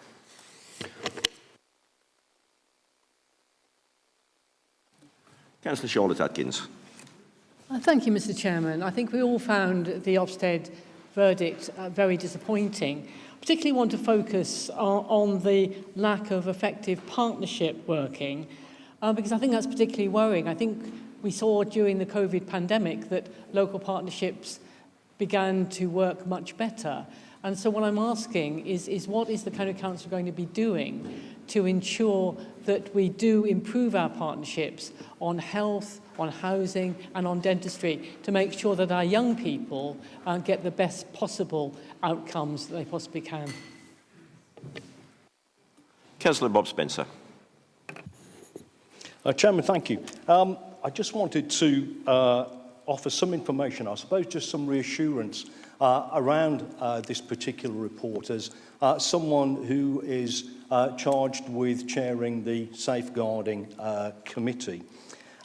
These points here, for those other members who are sitting who are also members of that committee, they will come as no great surprise because these are the very things that we hold various people to account for at almost every meeting. And I thought it was really, or I hoped it would be useful just to offer some reassurance. The first point there that talks about how we as an organisation manage, or in partnership with others, manage that sort of longitudinal threat and risk to some of the most vulnerable young people in our communities is ever more challenging, ever more sophisticated. And of course, the challenge and the difficulty of getting that right, the consequences of getting it wrong, rather, are not worth thinking about. However, can we improve that? Yes, we can.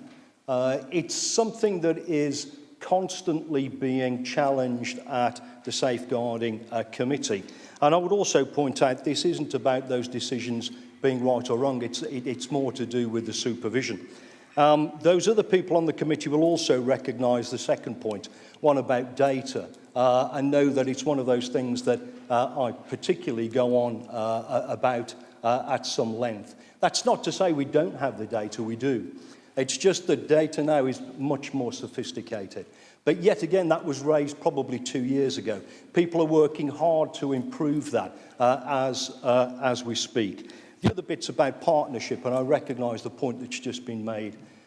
We had the safeguarding report from the independent assessor recently. And it's fair to say it was less than complimentary about some of the partners. Yet, again, people will know who are on the committee, it's us that is holding other people to account. It's us that are inviting those partners in to make sure, I'm sure they're all very busy, of course, but there's a lot of work going on behind the scenes to make sure that these points that we already know about, that we're already addressing, can we improve them? Yes, we can. Have we already recognised that we can improve? Yes, yes, we have. And I would just finish with a point that one of the privileges for me and the other people on the committee is that we get to ask questions of some of those officers on a regular basis about these very points.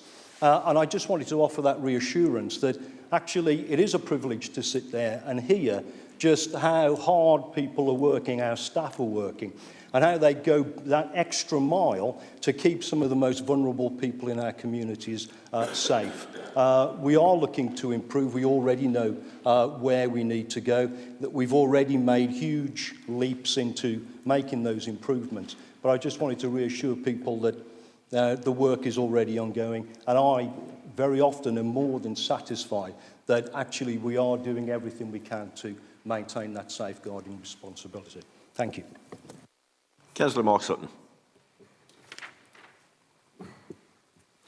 Thank you very much, Mr. Chairman. We were inspected at the back end of last year by Ofsted, and the report was published in January of this year. Now, although the experience and progress of children in our care was rated as good, Children's Service overall was rated as requires improvement to be good. And I think it's important that we emphasise that. It requires improvement to be good. Children's Services have been in Staffordshire good for the last 10 years, so it is really important that we carefully reflect on this judgment. However, we completely and utterly accept the findings, and I can assure everyone here that we are fully committed to improving our services, and that work has already started. In fact, it started the day that we got the informal feedback on the Friday in November. A comprehensive improvement plan is being developed, and that will be pushed through via the Children's Improvement Board, to which we have already appointed an independent chair who is an experienced DCS.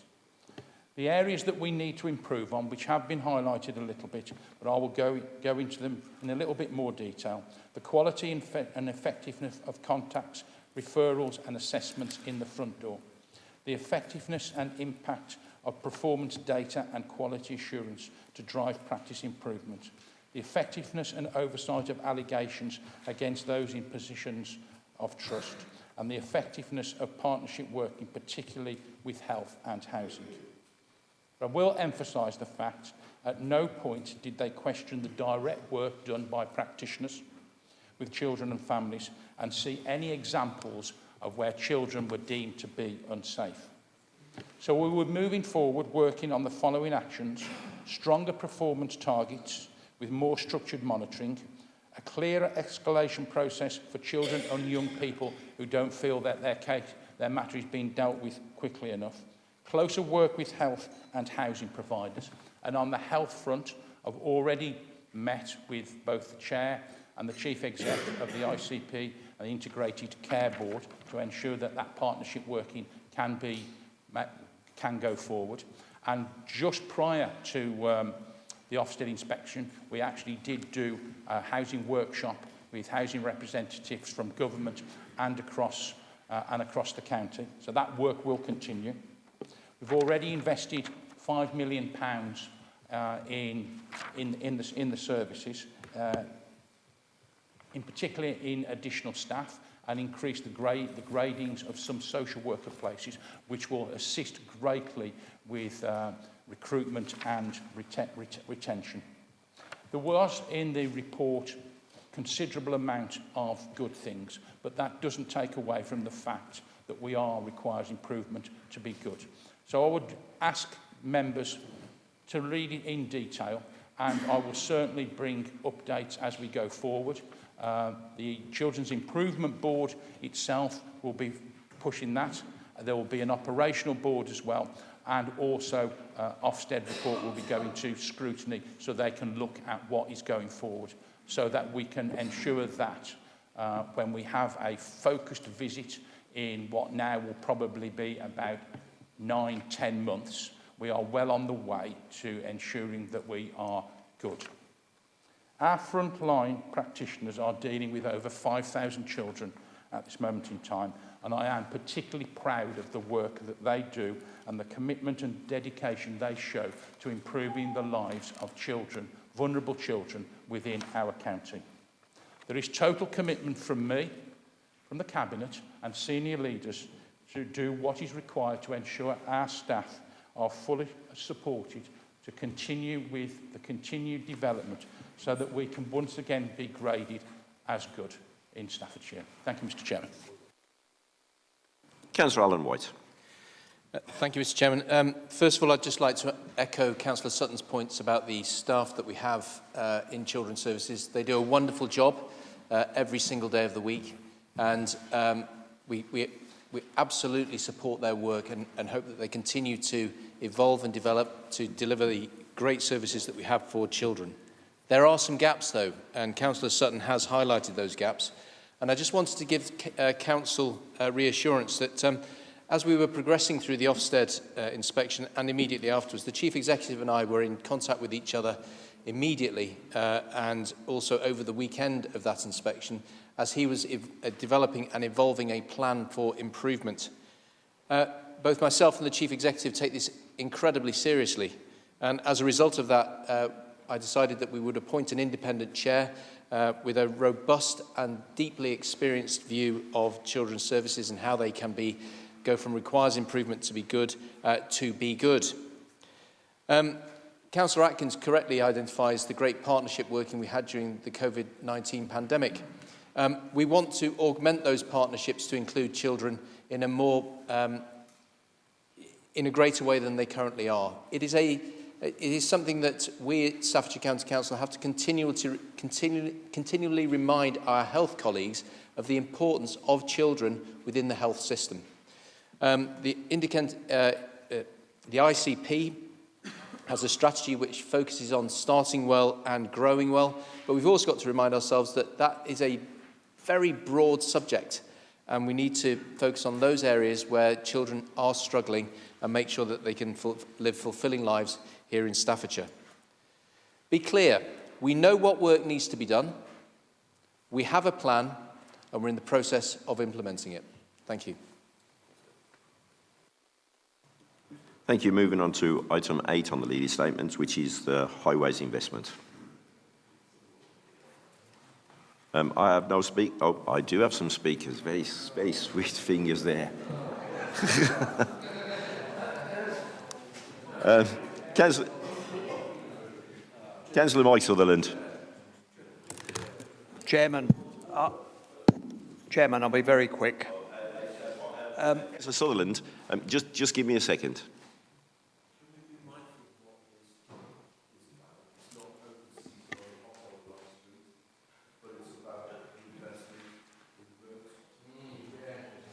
Thank you for the reminder, Councillor Parry. I will try to keep a close eye on that based on your very good advice. Thank you. Councillor Sutherland. Thank you, Chair. Councillor Parry, apologies. Eager beaver. I'm going to say, as members, highways and highway systems are vital to our day-to-day job. And I guess we're quick to actually impart experiences where the system doesn't work for us. Well, if I can take you back to last weekend. At 3 o'clock, I got a phone call. It wasn't a very good one. A resident telling me, you won't believe this, but it's true, you better come out and have a look. The drain gullies on a busy side road have been stolen. So I duly went out, and sure enough, they're gone. Right, so what the hell do? I go online, an emergency number, which I rang, which I thought, this is terrific. And on it, there was a message. Thank you very much for calling this number. We're now closed for the weekend.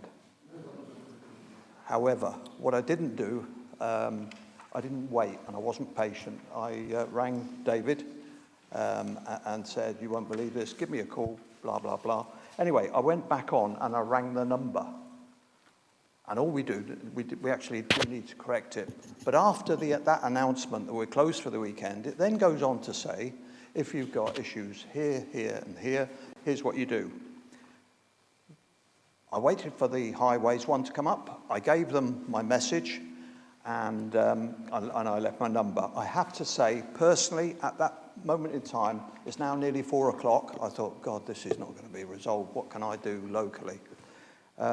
But I did get a phone call in about 20 minutes later from Highways going through the issue. And I will tell you that I also got 2 phone calls to say, yes, we've identified it. 2, we're going to be there and we're going to put emergency covers in.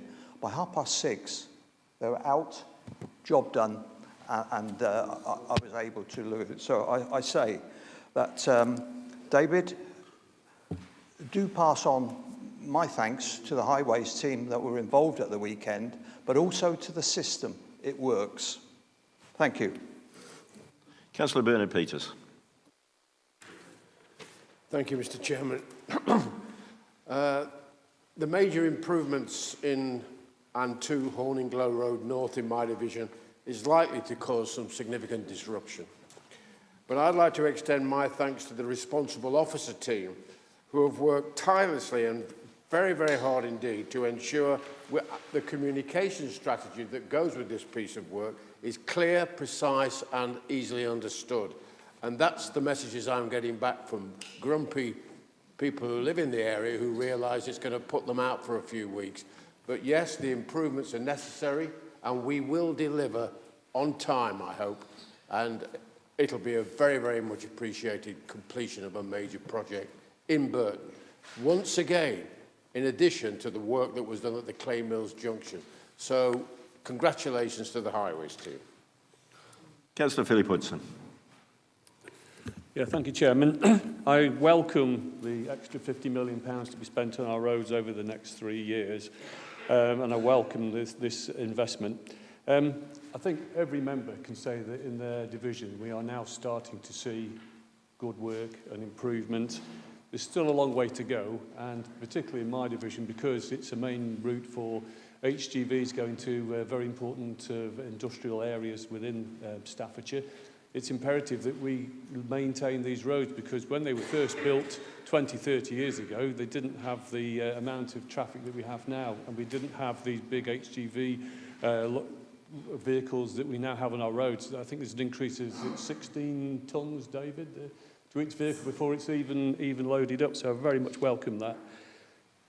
The Prosperity Scrutiny Committee, I know our chairman, we scrutinise highways quite effectively each time it comes up, but the positive thing was from the team is that we're constructive in what we discuss at the meetings, and we put a lot of good things forward on behalf of all of our members and on behalf of all of the residents of Staffordshire.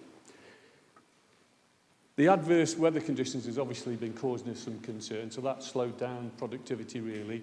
And I understand it's snowing in Uttoxeter at the moment, so, you know, have a safe journey home. But, David, it's coming on. I like the things that we discussed at the last meeting where people are going to be able to report multiple defects, which will help rather than to keep doing it one at a time. There's still room for improvement, still room for when we inspect some of the roads to make sure that the job has been done good. But other than that, it's very positive, and I think the way future is very good. Thank you. Thank you, Councillor Hudson. A speech combined with the weather forecast. That's the first today, I believe. Councillor David Smith. Thank you, Chairman.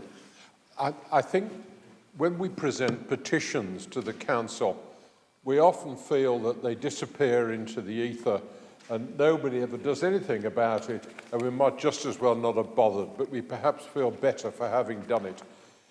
I'm delighted to say that I presented a petition to this Council regarding problems that we have with highways on an adjoining authority.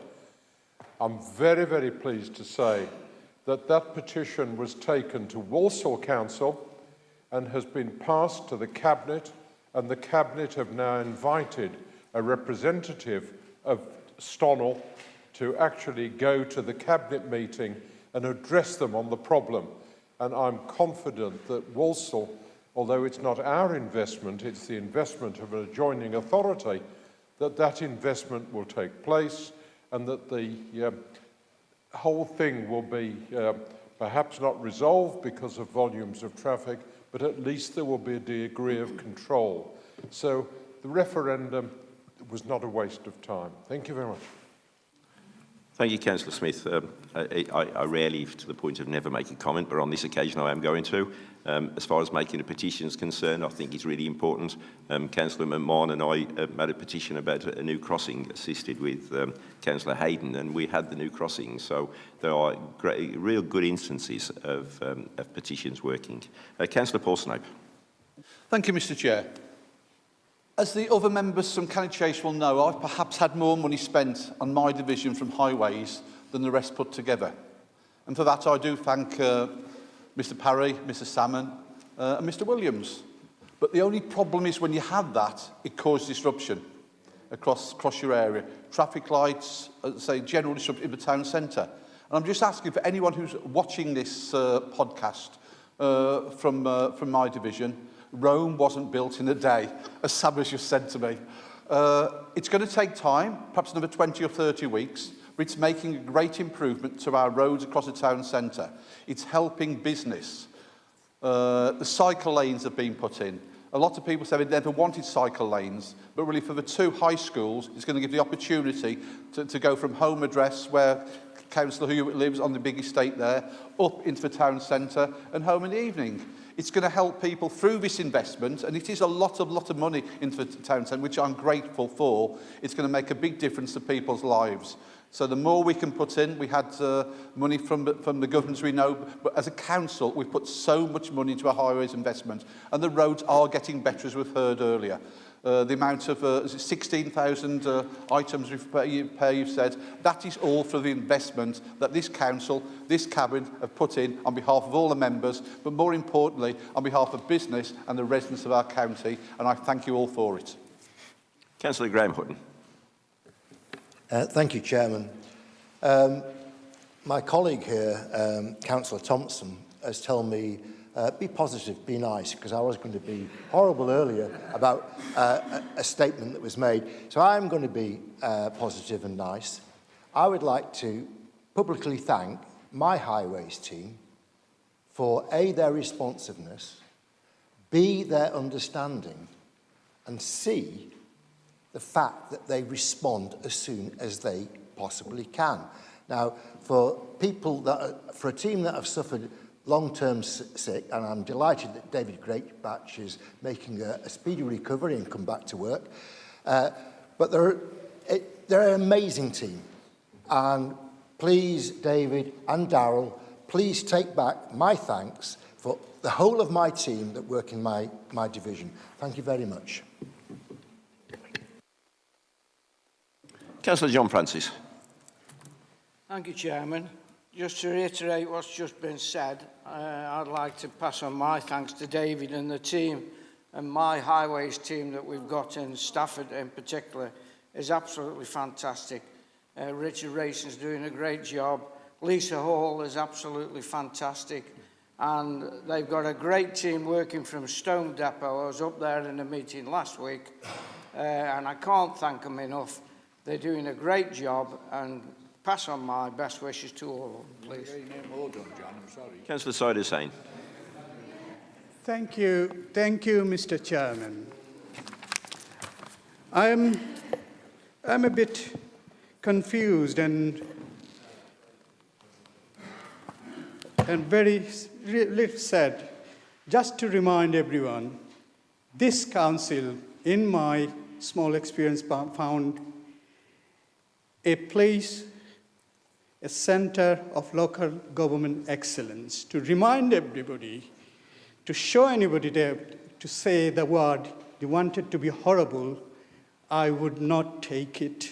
And we are not here to be horrified by anything. On the same token, Mr. Chairman, I would like to pass my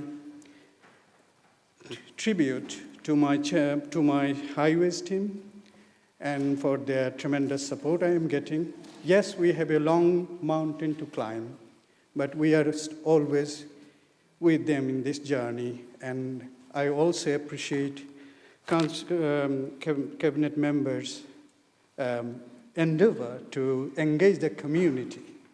And I can assure, as a county councillor, I will be with this. Thank you, Mr. Chairman. Councillor Philip White. Thank you very much, Chairman. I put my light on with a purpose that some others put their light on to do as well, but I've kept it on because I think it bears saying, which is to say a big thank you, particularly to our workers who are actually out there on the highway. We've talked about some of the officers who manage things today, and the politicians who have worked really hard to get this really large investment programme, the largest one we've seen in the county for many years. But I'm particularly interested in the people who are out doing the work on the roads. I went along to Horninglow Road on the 16th of February, which if people don't remember the weather forecast for that day, I can say it was accurate because it forecast -3, and it blooming well was. Actually cold enough that they had to swap their work programme around because they couldn't put concrete down because it was too cold. So they were doing ironworks that day instead. But what a great bunch of people. I always try and go out whenever there's any work going on in East Staffordshire or near to somewhere where I'm going to be. You never fail to get a warm welcome, and you see how they interact with members of the public as well. They are nothing but considerate, working really hard on our behalf, come rain or shine or freezing cold temperatures. It's been pleasing, others have mentioned them, but I wanted to add my voice to those saying thank you very much to them. And I think anybody who's passing by, whether they're councillors or members of the public, stop and say thank you to them. They're working really hard on our behalf every day of the year. Councillor Anne Edgeler. Thank you. Good morning, everyone. Good afternoon, everyone, and thank you, Chairman. I just again want to give my thanks to the Highways team. I'm so excited that there's work starting on the A34, and they're doing all the surveying now in the evening. And when I'm driving home at night and seeing all the traffic lights and all the men in the high-vis jackets walking around in rain, snow or blow, I'm feeling a bit sorry for them. But I'm so pleased that the work has started. And to reiterate what Councillor Francis said, the Highways team in my division are doing a fantastic job. So thanks to Lisa Hall and Richard Rayson, and also for letting me have input into how the scheme's going to be working, which I feel I'm very, very grateful. So thank you. Councillor David Williams. Thank you, Chairman. Thank you for everybody for your comments and the praise. I think the highways teams do deserve that. Remembering we've still got our teams out there now doing the gritting. They're the same people who fill the potholes in the summer, and they're now out doing the gritting, and they'll be doing that for at least the next 24 hours with the prospects of snow. When it comes to the investment, however, I just will remind everybody that this administration has put £15 million in the last 2 years, and is putting another £50 million in over the next 3 years. We're also looking at what we can get out of HS2, although that's been devolved quite differently to what everybody might think.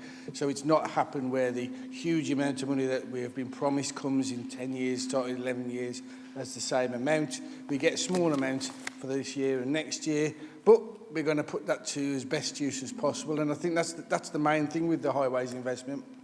And it's something that Mr. Parry continually tells me about, that if whatever we do and whatever penny we spend on highways must be able to be accounted for and used effectively. And I think it has been. 16,000 defects, more than ever. We have reduced the work stack for the first time for such a long time, and actually we are now biting into the work stack.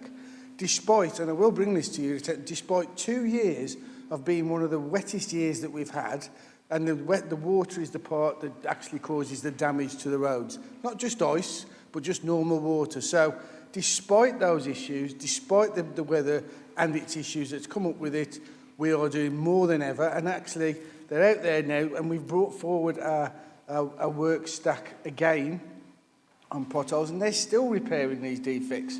So again, really positive, really going forward. And I think when it comes to investment, we've done it frugally, but very conscientiously, and I think we've done the right things there. So I do thank Mr. Parry for his sage advice on what we can and can't spend, but I think we're doing the right ways. Thank you. Councillor Alan White. Thank you, Mr. Chairman. And I'd just like to highlight the fact that the gritting teams are out there right now, so hopefully you will have a safe journey home. Tribute to you as councillors, by the way. Probably the hardest thing you do on a sort of day-by-day basis is deal with your inbox, which is probably predominantly to do with the highways. I know some members get a harder time than others. Councillor Hussain, you've got to go a long way to beat the hard time that you get. I get copied into quite a few of those. But anyway, I just wanted to remind people of the scale of the investment that we're putting in. It's £41 million of revenue funding, that's day-to-day stuff, and £73 million worth of capital funding. That's a lot of money that we're putting into highways. But let's just remind ourselves, and I don't want to sort of be the party pooper, there's still a lot of work to do. Still a lot of work to do. We're not sitting in this chamber now just slapping each other on the back and saying what a great job we're doing. We're also acknowledging the fact that we've still got an awful lot that we need to get done, and there's an awful lot that your residents want you to get done, and you've got that opportunity to prioritise. So let's keep at it. Let's keep working through the winter, identifying those areas that need to be repaired. Work with the teams. They're a great team. We're putting the investment in, but we do know that there's still more to do. Thank you. Moving on to item 9 on the leading statements, which is the Branston Interchange Project. Councillor Julia Jessel. Thank you very much, Chairman. And I will be brief because I have stood up before and expressed sincere thanks for all the efforts that the office has made in conjunction with Nertons to secure some levelling up funding to enable this interchange to go ahead. Otherwise, our desire for more homes for people would have come to a halt.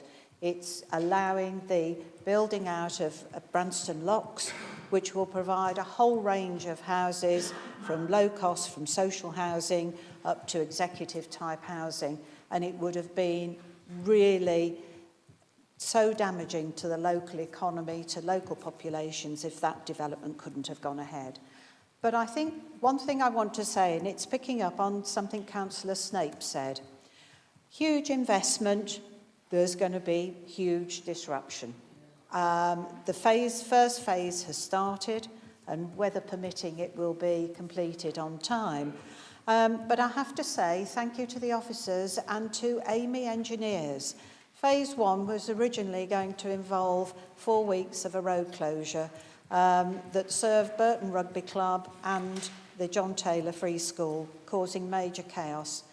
Negotiating with Highways Engineers, we've managed to get that down to 2 weeks, 1 week of which is the school half term. So I think it's just a message to the members of the public out there who don't really appreciate what we do, and I mean what we collectively do, that actually working with the professionals, we are aware of disruption to people, and we do try and make sure that that is minimised. That is something we do as our day jobs, but I don't think people out there actually realise the full extent of how we get involved and how we try to get the best for them. So I would thank Darryl and his team, Amy Engineers, because we've actually achieved something that won't totally stop the disruption, but will mitigate it. Thank you very much, Chairman. Councillor David Williams. Just as a positive note on this one, this is a really good scheme that's given some money from government, but also showing our conservative values of making sure that we get in business to actually contribute a large amount to this. So it's a really good thing because it's going to allow housing, it's going to allow jobs, it's going to allow better access off the A38, and this is really positive scheme. So I think it just shows exactly what can be done. And as Councillor Jessel's already said, we've liaised with the companies to make sure we can reduce the amount of disruption as much as possible. And it is therefore a short amount of hurt for a large amount of gain. Really positive and just shows exactly what this administration is all about. Thank you. Councillor Philip White. Yep, thank you very much, Chairman. This is good news, and it is a good example of what this council strives to achieve, which is infrastructure to go along with the economic growth. This is a major employment site and a housing development site at Branston Locks, which is needed in Burton. Burton is a growth area. People want to move there to live and to work.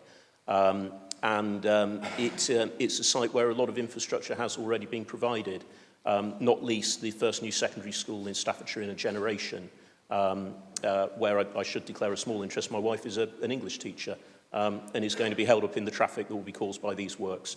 But I think most people can see what they are getting for that trouble.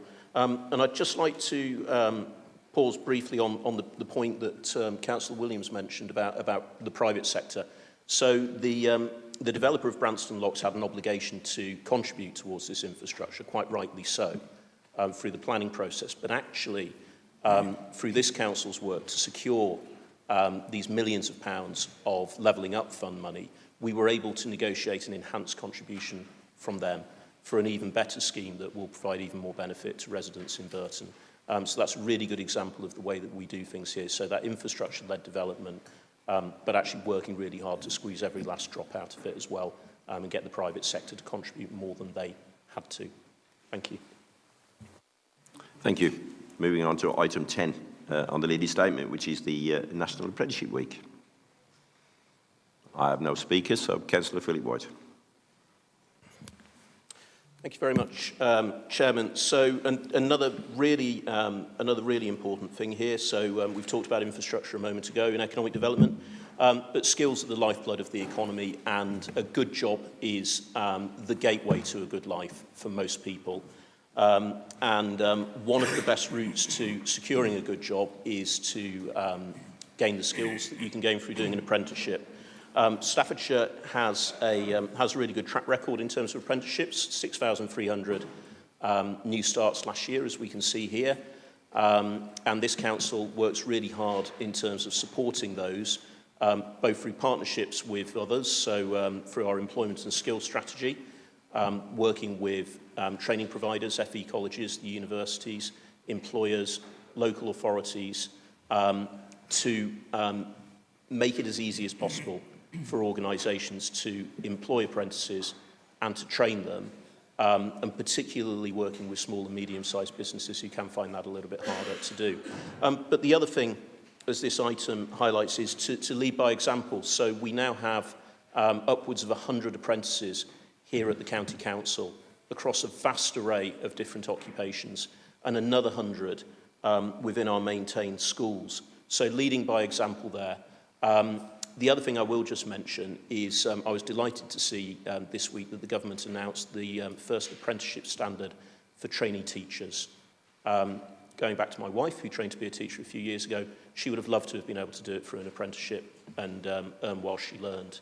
And I think it's fantastic that we've got that, along with the vast number of other occupations you can now train for through an apprenticeship. So something we're working really hard on in Staffordshire, and I think the results speak for themselves. Item 11 on the Leader's Statement, which is the Dignity in Care Awards. Tom Loughborough-Rudd. Thank you, Mr. Chairman. when we come to the Care and Dignity Awards, we're celebrating the very best of our county. It would be a bit amiss for me to not mention that my mother has been nominated for 3 out of the last 10 years. I'm rather hoping she doesn't win. But of course, the reason why is that people like her recommend the best of this county. I'm very glad to see mental health practitioners on here, because I've always felt that they get a lot of stick for doing a very good job, especially, I know from my personal experience, but the care sector. The reason why my mum was special mention during the lockdown was because she gave up going to my birthday party. She didn't see me for a year because she looked after the young individuals. And I know of numerous cases. In fact, right now I'm dealing with a case where the individual is not dealt with any dignity. And I'm glad that the County Council, you know, in honour, is living by its words by helping this young individual. This is something we live on day by day, and this council practices it. And I think we should celebrate those who go above, those who have, you know, shown dignity, looked after the most vulnerable, because that is the most important duty we have. Look after those who are in care, those who need support. And as increasing demand comes upon them, underpaid, understaffed, I think that it's good that these awards are going. And I was delighted. It's the biggest. I remember watching this on line during lockdown, listening to the stories of the people who've done this. And it doesn't. There's nothing more rewarding than hearing the people that give us the best of this county. And I think this is something we should continue for as long as we can. Councillor Gillian Pardesi. Thank you, Chair. These Dignity in Care Awards acknowledge, Chair, a small but important part that carers are holding our families together. They're enabling those that they care for to get the most out of life and making an enormous contribution to society, and it needs to be acknowledged, saving our economy billions of pounds. Meaningful recognition, and I stress meaningful recognition, of the importance of unpaid care work to society as a whole is vital to the well-being of the quality of the life of those that receive the care and those who provide it, Chair. Thank you. Thank you. Councillor Paul Northcote.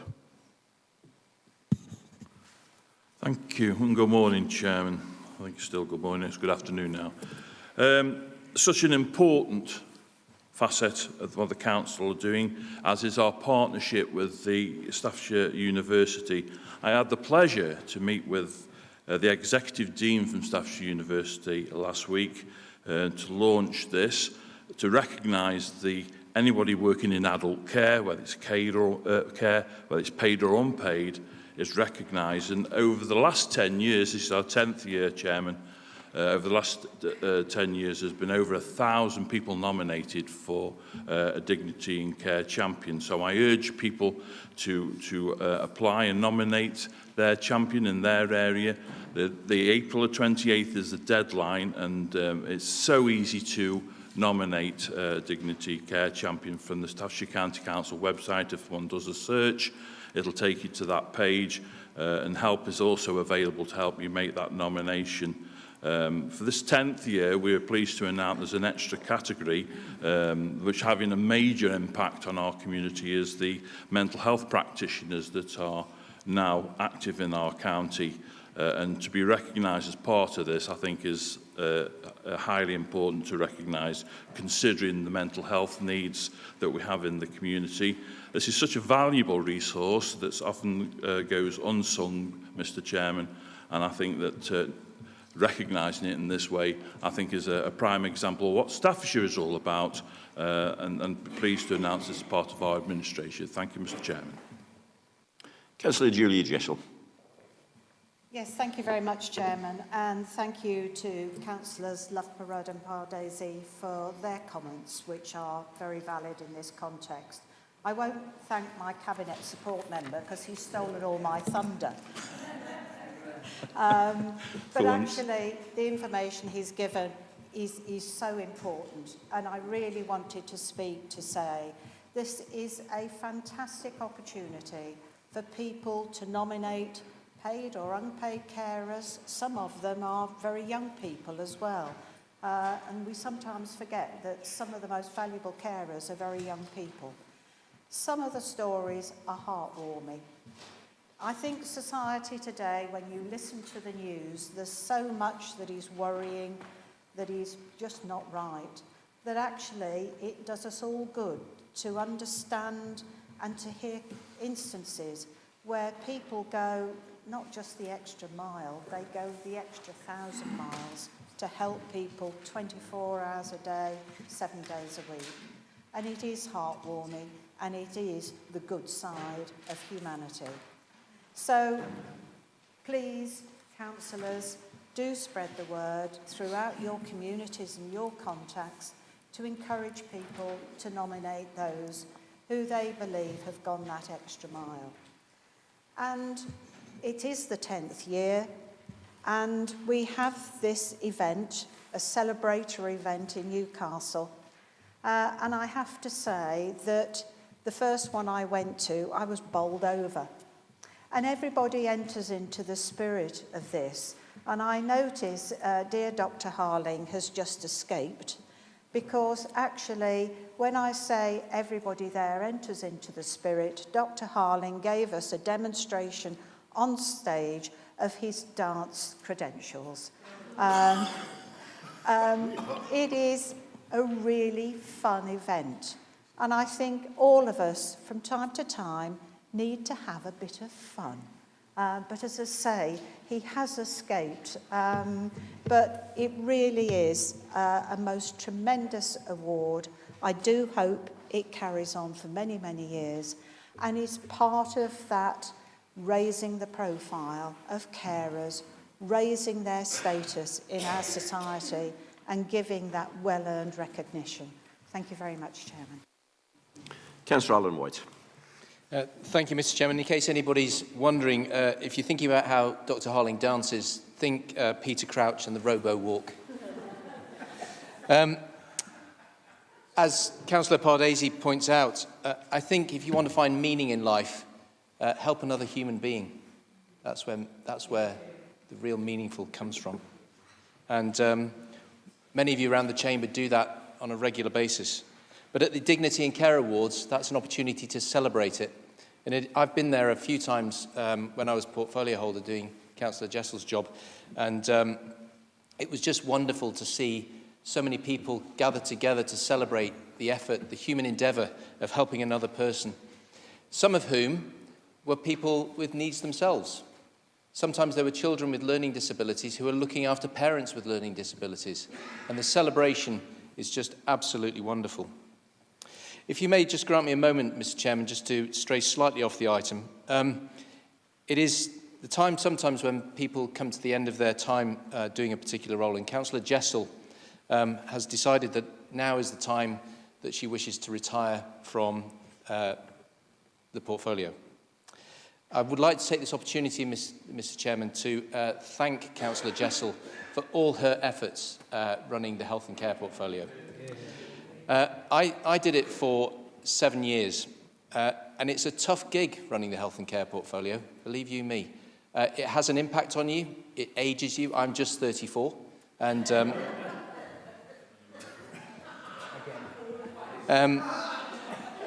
I sense some doubt, Councillor Trowbridge. It is a hard job, but it's also very, very rewarding. But on the broader point, I've known Councillor Jessel for over 20 years.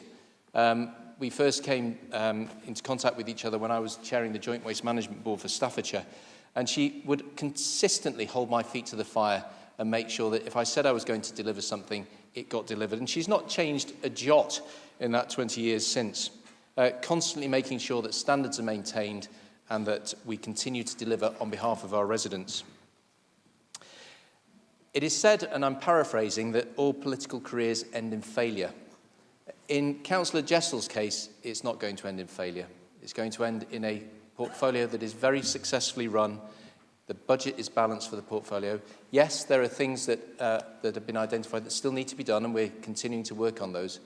But I would like, on behalf of Staffordshire County Council, to thank you, Julia Jessel, for the hard work that you've put into this portfolio.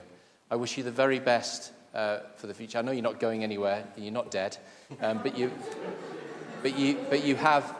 have put in a tremendous shift. Mike Wilcox will be taking over from Councillor Jessel after this meeting, and I wish Mike the very best of success in doing that. But for this, it is now Julia's moment in the sun, and thank you, Julia, for everything that you have done.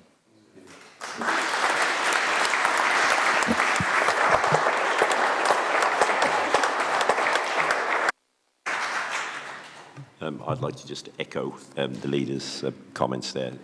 Every time I've ever worked with you, you've been incredibly helpful and incredibly knowledgeable, and thank you personally for that. We now reach the last item on the leader's statement, which is item 12, which is extra support for children in schools. Councillor Philip Hudson. Thank you, Mr. Chairman. This is last on the statement, but I think it's a very important area that we need to discuss. I've worked for the last 11 years in teaching with SEND children, and I acknowledge this very welcome project where we're going to increase early intervention with children.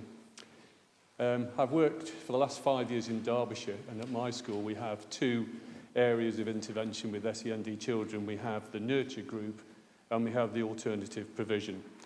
So nurture group are children who really need to be supported, to gain their confidence, to help them with their physical disabilities.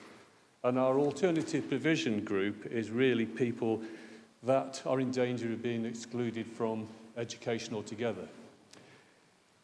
Children are not born naughty or bad. It's things that have happened along the way in life that turn them into what they are at this time. So it's very important that we intervene at a very early stage to try and break the cycle of behaviour, that we encourage our young people that despite their disabilities or their learning difficulties, to be proud of themselves and that they can achieve. So it's important that we get in at an early stage there. And particularly with mainstream schools, I work in a mainstream school, and it's very difficult sometimes for the schools to get the ECHPs done, to get the funding in place. So it's important that we try and speed up those processes and that we do get in to intervene at a very early stage. In Eutoxity we have first schools, middle schools and high schools. In other parts of the county you have primary schools and high schools. So I had an email last week from a local councillor in Eutoxity talking about a primary school in Eutoxity, which I've sent to Jonathan and we're addressing that. But now that I've seen this, and that will allay some of the fears that this councillor had when she got in touch with me. And I've had other people throughout Staffordshire actually get in touch with me about SEND issues. Paul and myself dealt with one last year, didn't we? And I think, was it Graham asked for some help? So it's very important, and I'm glad to see that we're doing this. If we can get in at an early stage, we can prevent things escalating, you know, and give our young people a good start in life, and that's what it's all about. Thank you. Councillor Charlotte Atkins. Thank you, Mr. Chairman. Early intervention can make a real difference to the lives of children with special educational needs, but it does require the active support of schools. Now, some schools will step up to the plate and will do a great job, but other schools don't particularly want to be known for supporting special educational needs. And that can be deeply frustrating for the parents and indeed for the child themselves. So what is the County Council doing to make sure that those schools that are reluctant to give support to special educational needs pupils, what are they doing to ensuring that those schools do provide that support? I appreciate there's extra funding, but there has to be motivation in terms of the school leadership to ensure that those special educational needs pupils are embraced and welcomed. Councillor Anne Edgler.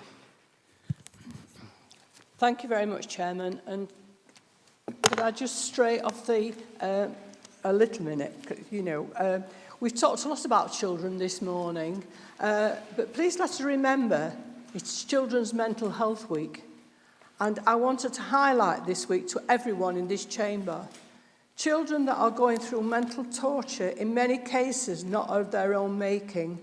In many cases, it is brought on by the people that should love and care for them.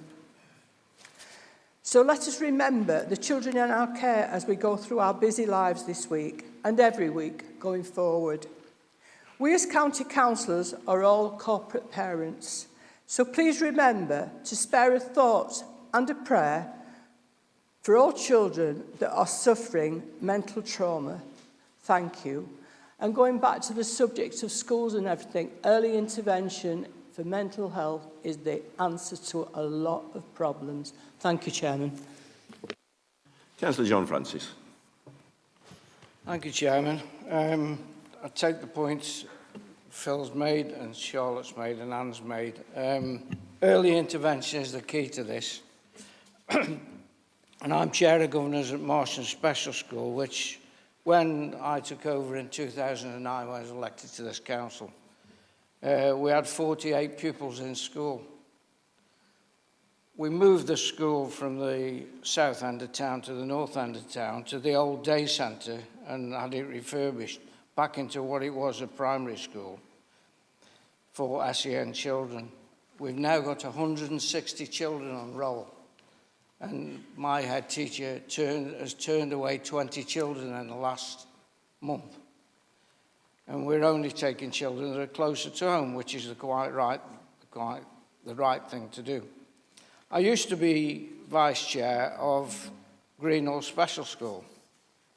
Greenhall Special School was early intervention systems for children with cerebral palsy. I don't know how many people know about cerebral palsy and the condition it is and what they can do for them. But our children, we had a hydrotherapy pool, which is now shut down because they can't afford to run it. And it's now an academy. So I don't know as we've got any influence there, which is very sad. But one of our pupils went on from, with a cerebral palsy condition, went on to Oxford and got her first, and she's a scientist with NASA. Now, the early intervention of these children is crucial to that.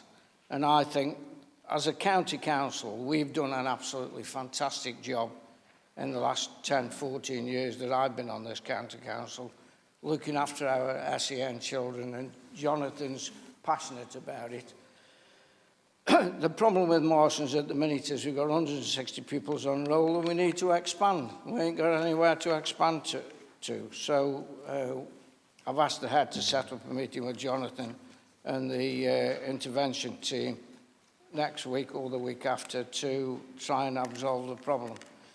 But as far as SEN children go, if they're going to go into mainstream school, and I've been banging on about this for years, and I'm not sorry that I'm going to repeat myself yet again, as Charlotte's quite rightly pointed out, the school has got to be up to the job, the head teacher's got to be up to the job, and they've got to have the correct person doing the SENCO job, which is Special Educational Needs Coordinator. Without that, those children will fail.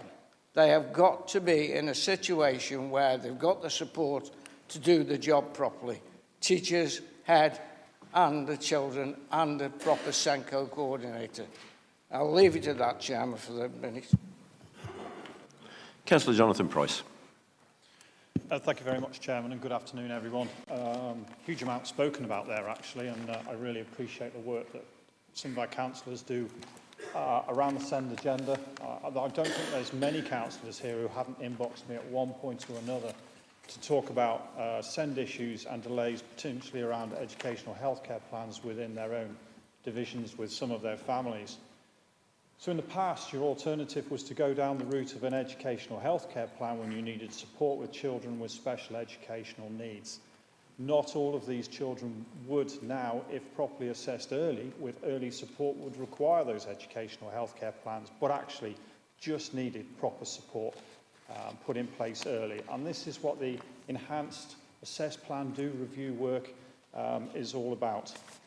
We're also doing the CEDAS model as well, which is part of our accelerated progress plan, with which this work also falls within.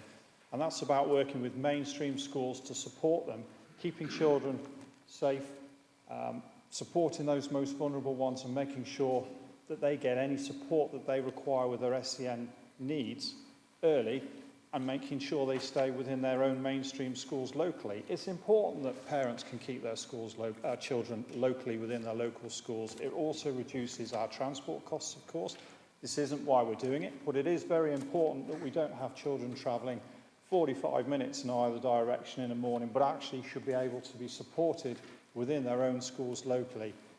If with this EAPDR that we find that the child requires more assistance than some basic assistance within school, of course we would then pursue the educational healthcare plan route, try and still make sure that those children are supported within mainstream, and if not appropriate, then we would look at special schools as well. And John knows that we're working very hard with our special school estate at the moment, and Marshlands as well, to make sure that we've got adequate provision within those schools, not just in our primaries, but in our secondaries as well. The CDS model and the EAPDR also means that schools will have to work with us to make sure that they've got that provision, that support financially as well, to support those children within school, and they will have to work with us. They'll also be under pressure from their peers as well, and a lot of our schools at the moment know who those schools are that are not fully inclusive, and we do have some, as we all know. We also have good practice too. There are a lot of schools there are extremely inclusive and work really, really hard with our vulnerable children. I'm also pleased to say that the EAPDR has already been rolled out, and we already have over 30 children that we're currently supporting with that early intervention. This is a significant shift within our authority on the way that we support our SEND children, and also recognised by the Department for Education as a very, very good practice too, which is nice to see.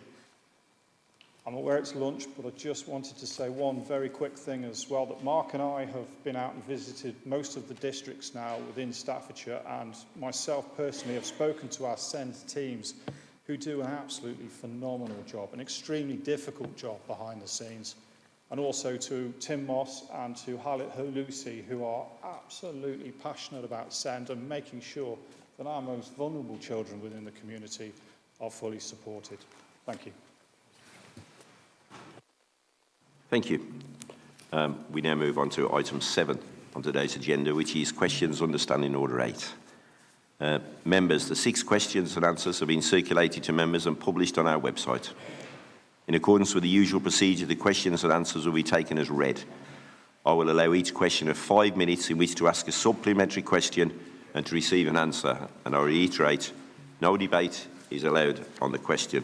So the question 1 is Councillor Yates to Councillor David Williams. Do you have a supplementary question, Councillor Yates? Yes, thank you, Chair, I do. And yes, thank you very much for the answer. It's in line with what I expected. I did think there was going to be a substantial charge with using third-party apps, but what I'd like to see is an improvement. I notice on the second page, in the meantime, we will review the front end of our reporting system. I think it wants a more structural review than that. I think it's a good system, but what I'd like to get to is one way you can actually walk up to a defect, whatever that is, with a smartphone and do it immediately within the reporting procedure. And it doesn't do that. You have to do some dancing around with websites and things. So what I do ask is, do you do or could you do benchmarking with other similar authorities? Because I've been checking around other authorities and reporting potholes in other places without actually pressing the send button, just to see how they work. And what I will say is that Kent County Council has got a very good system where when you identify the location, it actually comes up with all the details, including the what 3 words, and you can scan through, you can then put your photograph in. You don't have to move off the reported page on the smartphone. And that is really, really important to do these things efficiently without losing the will to live and whatever. So the question is really, do you do benchmarking? And following that benchmarking, is it possible to review the complete system, how reports are uploaded with immediacy within the vicinity of those defects?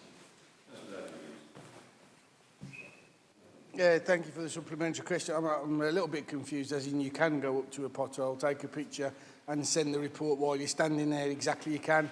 And it also has the north-ins and east-ins on the system. So I'm a little bit surprised that you've not been able to do that. Maybe you need to see the techie people outside and they might be able to do it, but you can do that.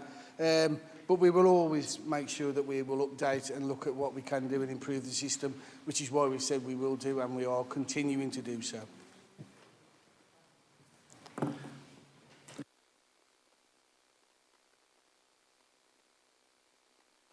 I'll start again because I hadn't got my mic on. My apologies. The question 2 is Councillor Sweeney to Councillor Tagg. And do you have a supplementary, Councillor Sweeney? Yeah, thank you, Chairman. I was just poised then, and you put me off my stroke. Yeah, for people of a certain age, I'm 66, so people in this room will know what I'm talking about. When you went to school, you had a little glass vial like this, and you smash it on the floor, you stamp on it, and that was a stink bomb. And that smell of rotten eggs is what the people in Newcastle have got to live with now. That's the smell. It's absolutely disgusting what these people have got to live with. What I'm going to ask the leaders as a supplementary question, really, is next Wednesday, the Labour Party have called an extra council meeting or something to discuss the Wally's Quarry situation. Now, they're calling on the Environment Agency to suspend the licence of Wally's Quarry to carry on with their work.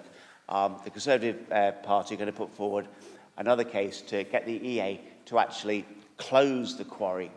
Does the leader agree with me that the Conservative Party's view on this is more in line with what the residents of Newcastle feel? Thank you. The question is to Councillor Tagg. It is, yes. Sorry, did I say leader? Not the leader.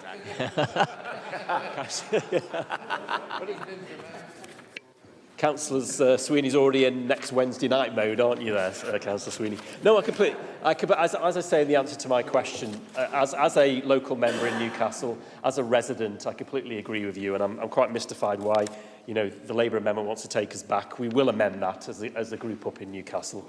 But I think what I don't want to see is politics come into this issue, and it's in that motion that's come forward. Unfortunately, there is political digs and political points being made, and I think we've for the last couple of years, we've tried to avoid that, so it's very sad to see that from the Labour opposition in Newcastle.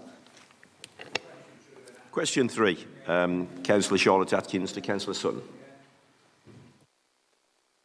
Councillor Atkins, do you have a supplementary question? To ask my supplementary. It's obviously worrying that the Children's Transformation Project has neither delivered the expected savings or a positive Ofsted verdict. Do you think that that has anything to do with the fact that we rely on expensive agency staff? Or why do you think that the Children's Transformation System, which we put great store by, has not achieved a good verdict in Ofsted when we've had 10 years of good verdicts from Ofsted in the past? Councillor Sutton.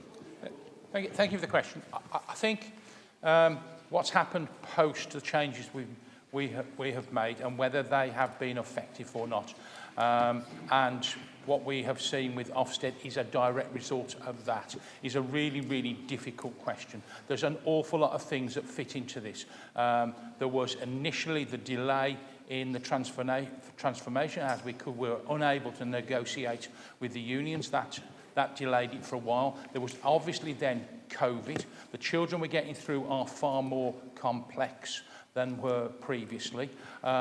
You talk about agency staff. Within Staffordshire, it's about 10% at this moment in time, and as I alluded to earlier, that's quite a bit less than lots of other local authorities. But while myself and Jonathan were going round talking to staff, we were talking to agency staff, and it was really, really difficult, you know, when we were talking to staff, to know whether it was an agency member of staff or whether it was one of our members of staff. And when I've spoken to the district leads and other people, you know, they are very, very complimentary of agency staff and the work they've done. So what I would definitely not say that this is about is because those agency staff are not doing what they are supposed to do. That is very much not the case. And many of those agency staff, when have been offered opportunities to become permanent, have taken to become permanent. But a lot of those agency staff choose to be agency staff for a multitude of reasons. I'm not going to stand up here and pinpoint one particular thing as the rationale around where we are now with Ofsted. I think it's far too complex to say that. And I think ensuring that we move forward, as I explained earlier, is the most important thing, and working with partners and across the whole of the county. Moving on to question 4, Councillor Pardacey to Councillor Sutton. Councillor Pardacey, do you have a supplementary? Yes, I do, Chair. To what extent is it being taken into account that there is some suspicion by certain communities of vaccines, as there is plenty of evidence on a national and global history of deceitful drug experimentation on certain communities? Thank you, Chair. Thank you. Councillor Sutton.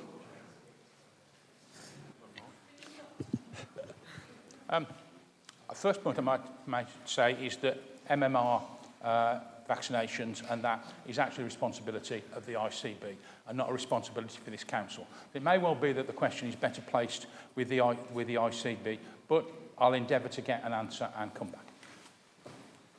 Question 5, Councillor Hussain to Councillor David Williams. Councillor Hussain, do you have a supplementary question? Thank you, Mr. Chairman. I'm grateful to the Cabinet member for the answer, and I hope, as he set out, it would be done on time. Thank you for that. But I don't have any supplementary to ask him. Thank you. Moving on to question 6, which is Councillor Afsar to Councillor David Williams. Councillor Afsar, do you have a supplementary? I do, Chairman. Thank you very much. Thank you for the Cabinet member for the reply.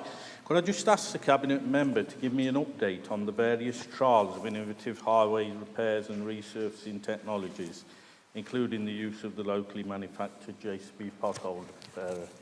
Cheers. Councillor Williams. Of course, I'll endeavour to ensure that officers get you that as soon as possible.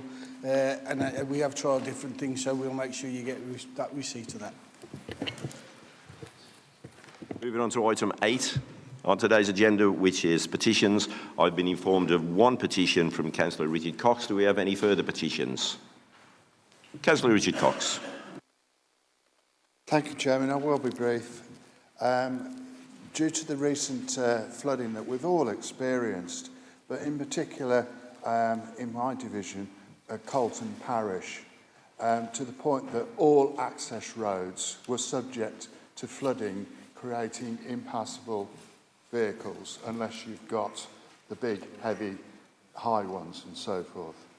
So Colton has been isolated due to the local access roads becoming impassable, and this is becoming more common, which is affecting day-to-day life. It would prevent ambulances and emergency services getting through, maybe. I say maybe. The action that they're looking for is that the concerned residents, family and friends of Colton, urge the Staffordshire County Council and other empowered bodies to take action to stop flooding on access roads in Colton. My adder was at the Parish Council last night. They understand stopping flooding may be a bit too much of an ambition, but it's a clear message. They just don't want to be isolated. So there's not that many signatures on it, but I think it's representative of a very small community that suffer badly when we do have these frequent rainfalls. And I think it probably applies to the county. So on behalf of the Colton, I submit the petition.